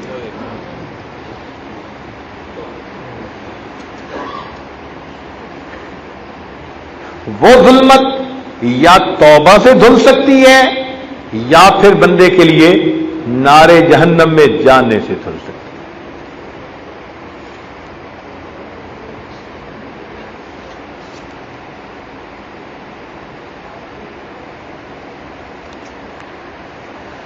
کشف و الہام سے جو باتیں کتاب و سنت کے ان معانی کے خلاف نظر آئیں جو جمہور علماء اہل حق نے کی ہیں، وہ سب کی سب قابل تردید ہیں. کشف و الہام سے وہ تمام باتیں جو کتاب و سنت کے ان معانی کے خلاف نظر آئیں جو جمہور علماء اہل حق نے بیان کیے ہیں، وہ تمام باتیں قابل تردید ہیں. ان کو رد کر دینا چاہیے. اگر علماء حق کا نور ہدایت نہ ہوتا تو ہم ہدایت نہ پا سکتے. اگر علماء حق کا نور ہدایت نہ ہوتا تو ہم ہدایت نہ پا سکتے. احکام شریعہ کے مطابق تمام حرکات و سکنات کرنا ذکر کرنے میں داخل ہے.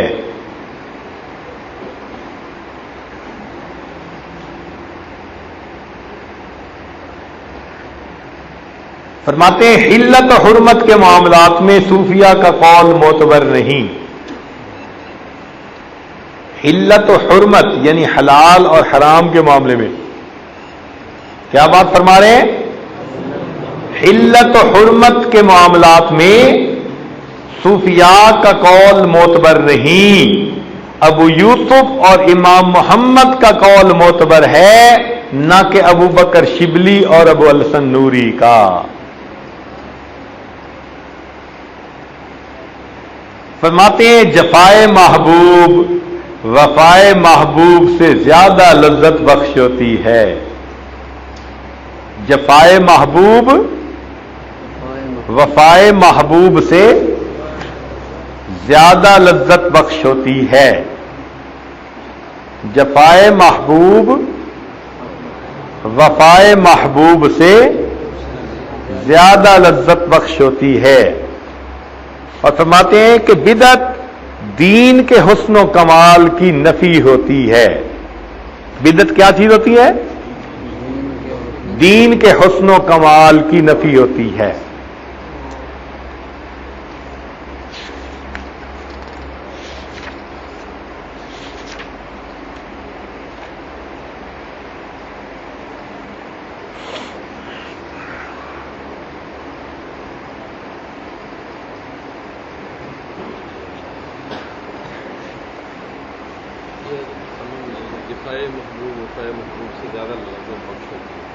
یعنی اللہ تعالیٰ کی طرف سے جب انعامات مل رہے ہوتے ہیں، اس کی بجائے جب اللہ تعالیٰ کی طرف سے تکالیف مل رہی ہوتی ہیں، اس وقت میں سالک کی ترقی زیادہ ہو رہی ہوتی ہے۔ جفا کا مطلب ہوتا ہے انکنسیڈریٹ ہونا کسی کا۔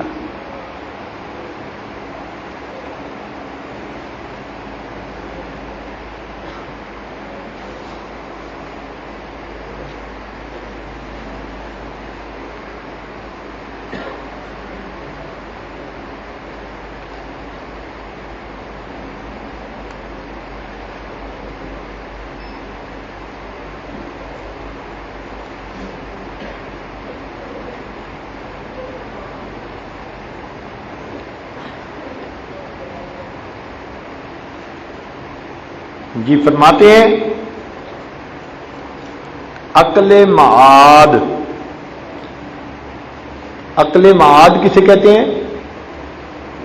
دور اندیش عقل۔ عقل معاد کس کو کہتے ہیں؟ دور اندیش عقل لذات باقیہ کو چھوڑ کر لذات فانیہ کی طرف توجہ نہیں کرتی۔ عقل معاد لذات باقیہ کو چھوڑ کر لذات فانیہ کی طرف توجہ نہیں کرتی۔ اور فرماتے ہیں کہ تصوف اضطراب کا دوسرا نام ہے۔ تصوف کس کا نام ہے؟ اضطراب کا دوسرا نام۔ جو پکا صوفی ہوتا ہے نا وہ مضطرب ہوتا ہے، ہر وقت اللہ تعالیٰ کا دھیان، اللہ کی طرف بڑھنا، اللہ تعالیٰ کو راضی کرنے کے لیے کوشش کرنا، اس کے دل میں آگ لگی ہوتی ہے۔ اس آگ کا دوسرا نام تصوف ہے۔ اور جب یہ آگ ٹھنڈی ہو جاتی ہے نا اندر کی، تو تصوف بھی رخصت ہو جاتا ہے۔ تو صوفی کے سینے میں انگارے ہوتے ہیں اللہ تعالیٰ کی محبت کے، اور جب یہ انگارے بجھ جائیں اور راکھ رہ جائے تو بندے کا تصوف میں کوئی حصہ نہیں رہتا۔ اضطراب ہوگا تو راتوں کو اٹھے گا نا، اللہ کو منائے گا، غم زدہ رہے گا۔ نبی علیہ الصلوۃ والسلام متواصل الحزن، زیادہ وقت غمگین رہا کرتے تھے۔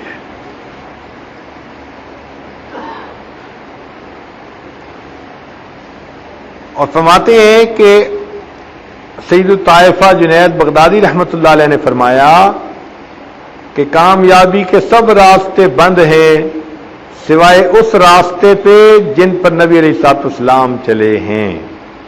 کامیابی کے سب راستے بند ہیں سوائے اس راستے کے جس پر نبی علیہ الصلوۃ والسلام چلے ہیں۔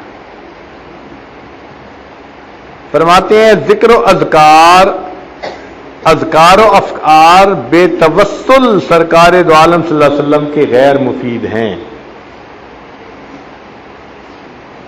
یعنی کوئی یہ نہ سمجھے کہ ذکر کرنے سے مجھے اللہ سے ڈائریکٹ فیض مل جائے گا. جو کچھ بھی امتی کو ملے گا وہ محبوب صلی اللہ علیہ وسلم کے سینے اقدس سے ہو کر ملے گا.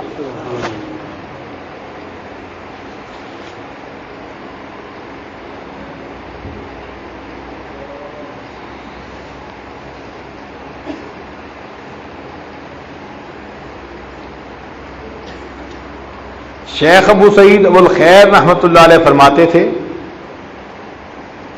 کہ ہوا میں اڑنا کوئی کمال نہیں، مکھی بھی ہوا میں اڑتی ہے. ہوا میں اڑنا کوئی کمال نہیں، مکھی بھی ہوا میں اڑتی ہے. پانی پہ تیرنا کوئی کمال نہیں، تنکا بھی پانی پہ تیرتا ہے. تھوڑی دیر میں زمین کا زیادہ سفر کر لینا طی الارض، یہ بھی کوئی کمال نہیں کہ شیطان بھی پلک چھپکنے میں دنیا کے ایک کونے سے دوسرے کونے تک پہنچ جاتا ہے. تو فرماتے ہیں کہ مرد وہ ہے جو مخلوق کے درمیان نشست و برخاست رکھے پھر بھی اللہ تعالی سے غافل نہ ہو.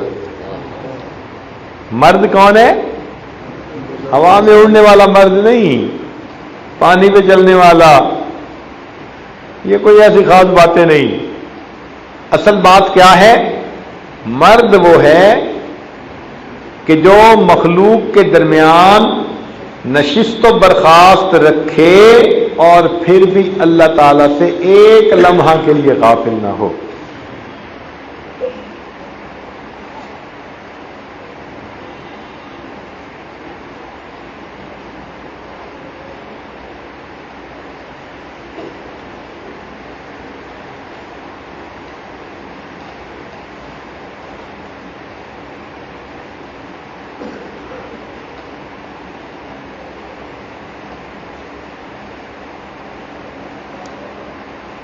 فرماتے ہیں کہ سالک کے اندر چند صفات لازمی ہونی چاہیے. سالک کے اندر چند صفات لازمی ہونی چاہیے. ایک تو یہ کہ حوادث سے متذبذب نہ ہو. حوادث سے متذبذب نہ ہو یعنی حادثات واقعات ان میں لگ کے معمولات چھوٹ گئے، تکبیر اولیٰ چھوٹ گئی، نماز چھوٹ گئی، نہیں. حالات اونچ نیچ جو بھی ہو، سالک وہ ہے کہ جو پابندی کے ساتھ معاملات پہ عمل کرے، عیوب غیر پر نظر نہ کرے، غیروں کے عیوب کے اوپر نظر نہ کرے، اپنے کو دوسرے مسلمانوں سے ترجیح نہ دے، اپنے کو دوسرے مسلمانوں سے ترجیح نہ دے، مساکین کے ساتھ ہم نشینی رکھے. کن کے ساتھ؟ مساکین کے ساتھ ہم نشینی رکھے. سلف صالحین کے حالات سامنے رکھے، سلف صالحین کے حالات کو، غیبت سے بچے، امر بالمعروف اور نہی عن المنکر کرے. پھر ایک عجیب بات فرماتے ہیں، جو حسنات کا شوق رکھے، سیئات کا خوف رکھے، حدیث کے مطابق وہ شخص مومن ہوتا ہے. جو حسنات کا شوق رکھے اور سیئات کا خوف رکھے، حدیث کے مطابق وہ مومن ہے. اور ایک عجیب بات لکھتے ہیں، فرماتے ہیں کہ طریقت کی کیا مجال ہے کہ وہ شریعت کا انحراف کرے. طریقت کی کیا مجال ہے کہ وہ شریعت کے احکام سے انحراف کرے.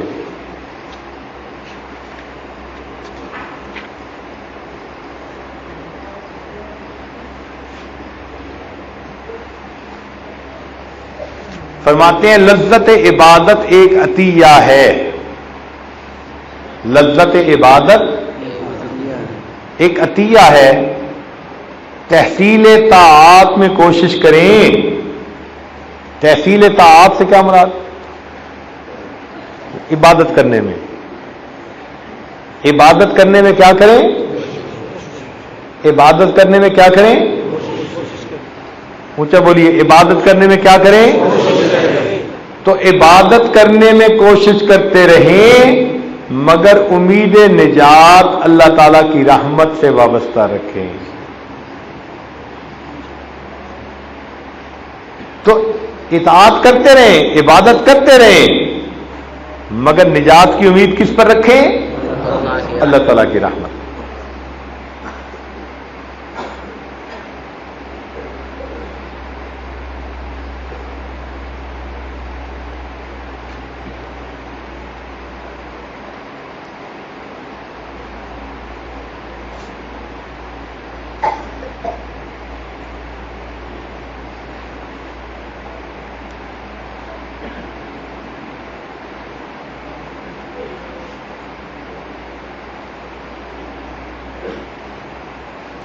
جو سالک کسی امر میں اللہ تعالی کے حق کا مطیع ہے وہ اس حالت میں ذاکر ہے.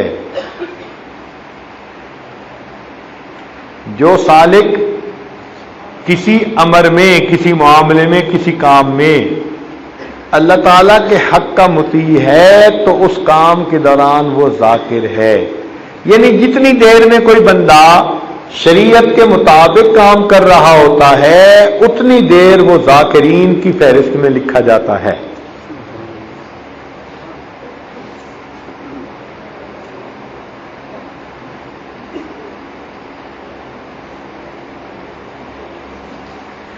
فرماتے ہیں کہ منامات پر اعتبار نہ کریں. ہمارے بعض دوستوں کو نا خوابوں کا بہت ہی شوق رہتا ہے. کچھ تو خوابوں کے شہزادے ہی ہوتے ہیں. روز نیا خواب سن لو ان سے. تو فرماتے ہیں کہ منامات پر اعتبار نہ کریں. اگر کوئی خواب میں دیکھے کہ بادشاہ بن گیا تو صبح اٹھ کے بن تو نہیں نہ جاتا. اور فرماتے ہیں کہ بالفرض وہ بن بھی جائے تو کون سا قیامت کا عذاب اس سے دور ہو گیا. کہتے ہیں کہ اگر بالفرض وہ بن بھی گیا تو کون سا قیامت کا عذاب اس سے دور ہو گیا.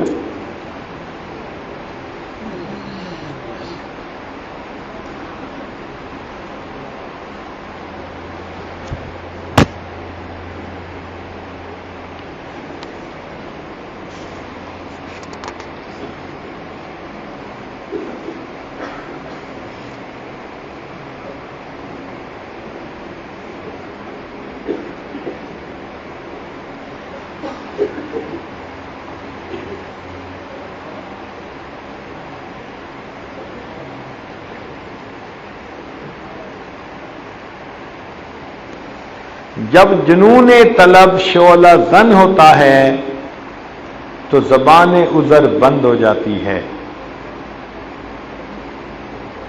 جب جنون طلب شعلہ زن ہوتا ہے تو زبان عذر بند ہو جاتی ہے.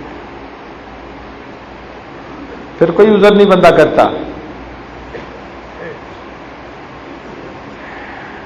کیا مطلب اس کا؟ کھولنا پڑے گا. یہ جو انسان عذر کرتے ہیں نا جی یہ وجہ تھی مراقبہ نہ کر سکا، یہ وجہ تھی تسبیحات نہ پڑھ سکا، یہ وجہ تھی تکبیر اولیٰ میں نہ پہنچ سکا. یہ سارے عذر اسی لیے ہوتے ہیں کہ اس کے باطن میں محبت کا شعلہ بھڑکا نہیں ہوتا. جب محبت کا شعلہ بھڑک جاتا ہے تو پھر زبان عذر بند ہو جاتی ہے، عذر ختم ہو جاتی ہے. یعنی قانونی تعلق ہے، جنونی تعلق. ہاں جی، مولانا فرما رہے ہیں قانونی تعلق کی بجائے پھر جنونی تعلق ہو جاتا ہے.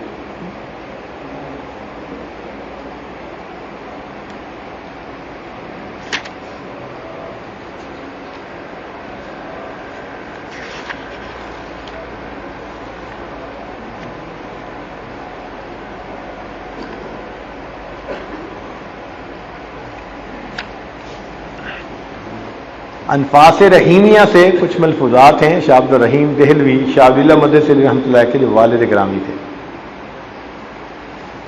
فرماتے ہیں یہ علمی باتیں زیادہ ہوں گی تصوف کی بجائے.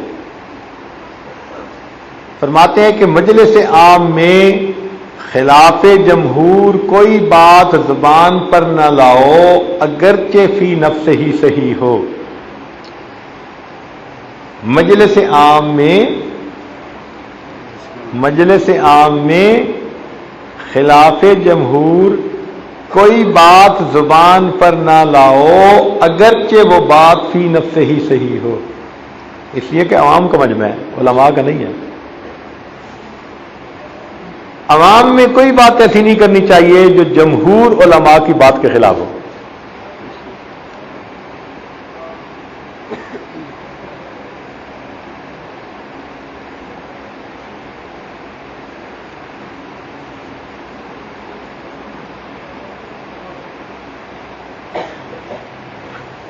چلنے پھرنے اٹھنے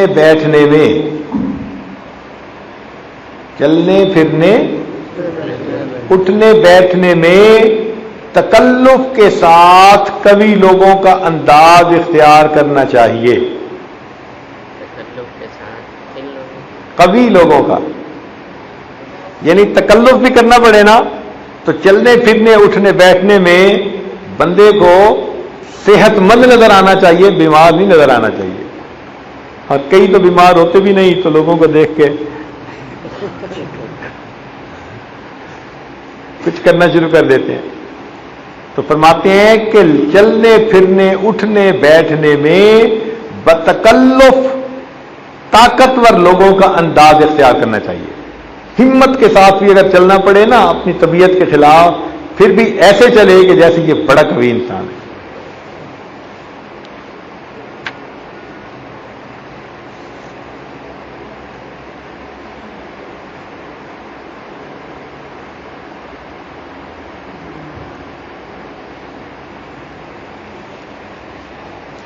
طالب حق بیگانوں میں چلا جائے تو اس کو چاہیے کہ جلدی اٹھ جائے. طالب حق اگر نہیں پتا تھا، رشتہ داروں میں چلا گیا، غفلت کی باتیں تھیں، غیبت کی باتیں تھیں، خلاف شرع باتیں تھیں، تو وہ کہتے ہیں کہ طالب حق اگر بیگانوں میں بھی چلا جائے تو کیا کرے؟ جلدی اٹھ جائے.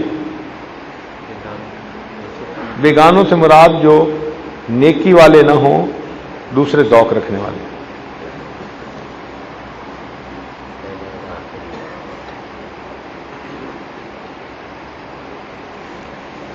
فرماتے ہیں اگر شیخ کامل نے طالب صادق پر ایک بار توجہ کر کے قید ہستی سے آزاد کر دیا تو کافی ہے. اگر شیخ کامل نے طالب صادق پر ایک بار توجہ کر کے قید ہستی سے آزاد کر دیا تو کافی ہے. مشغول بحق رہے، موت سے پہلے کام مکمل ہو جائے گا. مشغول بحق رہے، موت سے پہلے کام مکمل ہو جائے گا. یعنی اگر شیخ نے ایک دفعہ انجن سٹارٹ کر دیا ہے نا، پھر گھبرانے کی بات کوئی نہیں. تعلق رکھے اور لگا رہے. اللہ تعالیٰ ان توجہات کی برکت سے موت سے پہلے کام مکمل کروا دے.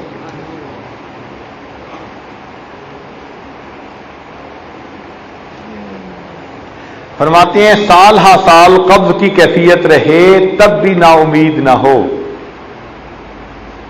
اس کو یاد کیجئے، سال ہا سال قبض کی کیفیت رہے تب بھی نا امید نہ ہو. کیا عجب اس استقامت کی برکت سے ایک لمحے میں نعمت عظمی نصیب ہو جائے. سال ہا سال قبض کی کیفیت رہے تب بھی نا امید نہ ہو. کیا عجب اس استقامت کی برکت سے ایک لمحے میں نعمت عظمی نصیب ہو جائے.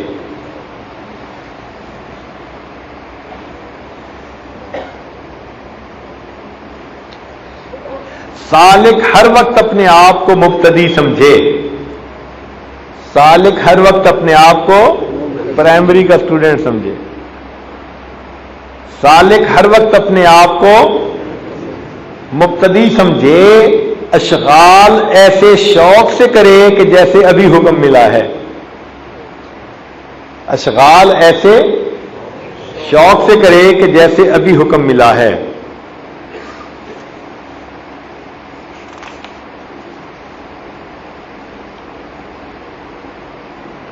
سالک جس چیز کو کل مجبوری سے چھوڑے گا آج اس کو اختیار سے چھوڑ دے.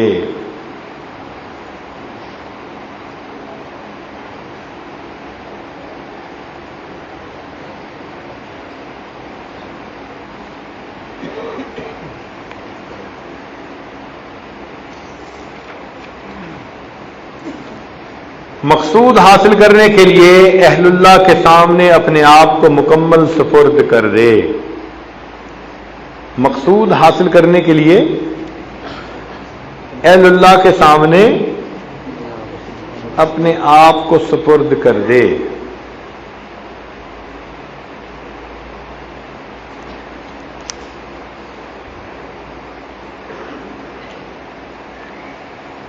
نقوش طریقت شاہ عبد العزیز رحمۃ اللہ علیہ کی کتاب فرماتے ہیں کہ غلبہ حال میں ناروا کلمات نکل جانا معذوری ہے. غلبہ حال میں ناروا کلمات نکل جانا معذوری ہے. جیسے بوڑھے کا اور حضرت موسیٰ علیہ السلام کا واقعہ.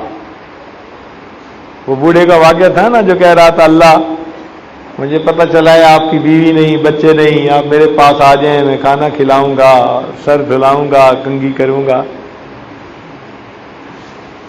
تو وہ فرماتے ہیں کہ وہ بھی محبت میں کہہ رہا تھا, اس کو پتہ نہیں تھا. اسی طرح کبھی کبھی اہل محبت کی زبان سے بھی ایسے الفاظ نکل جاتے ہیں.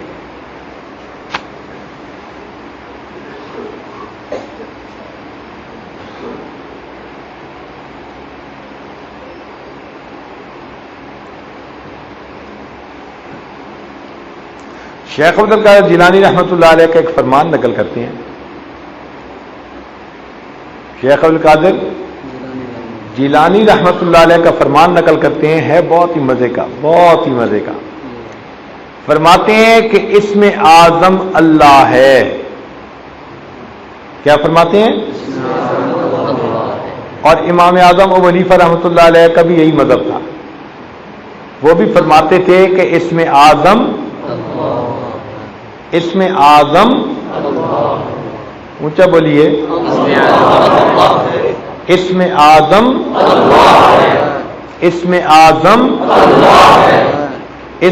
اعظم بشرطے کے دل میں اللہ کے سوا کچھ نہ ہو.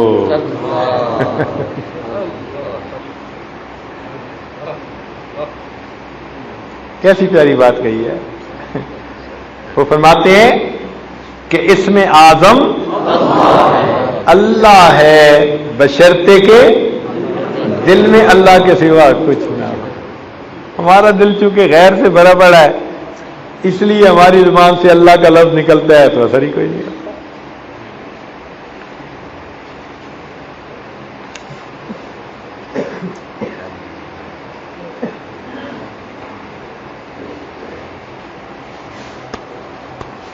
چونکہ قرآن مجید میں اللہ تعالیٰ نے فرما دیا الا بذکر اللہ تطمئن القلوب, اسی لیے اللہ تعالیٰ کے باقی جتنے بھی صفاتی نام ہیں ان کا لاکھ آپ ذکر کر لیں, ان سے آپ کو وہ سکون نصیب نہیں ہوگا جو آپ کو اس میں ذات اللہ کے ذکر سے سکون نصیب ہوگا. کیونکہ ارشاد فرمایا الا بذکر اللہ, اللہ کا لفظ استعمال ہوا ہے. تو فرماتے ہیں کہ دوسرے اسماء کی بجائے اللہ کے نام کے ذکر سے سکون زیادہ ملتا ہے.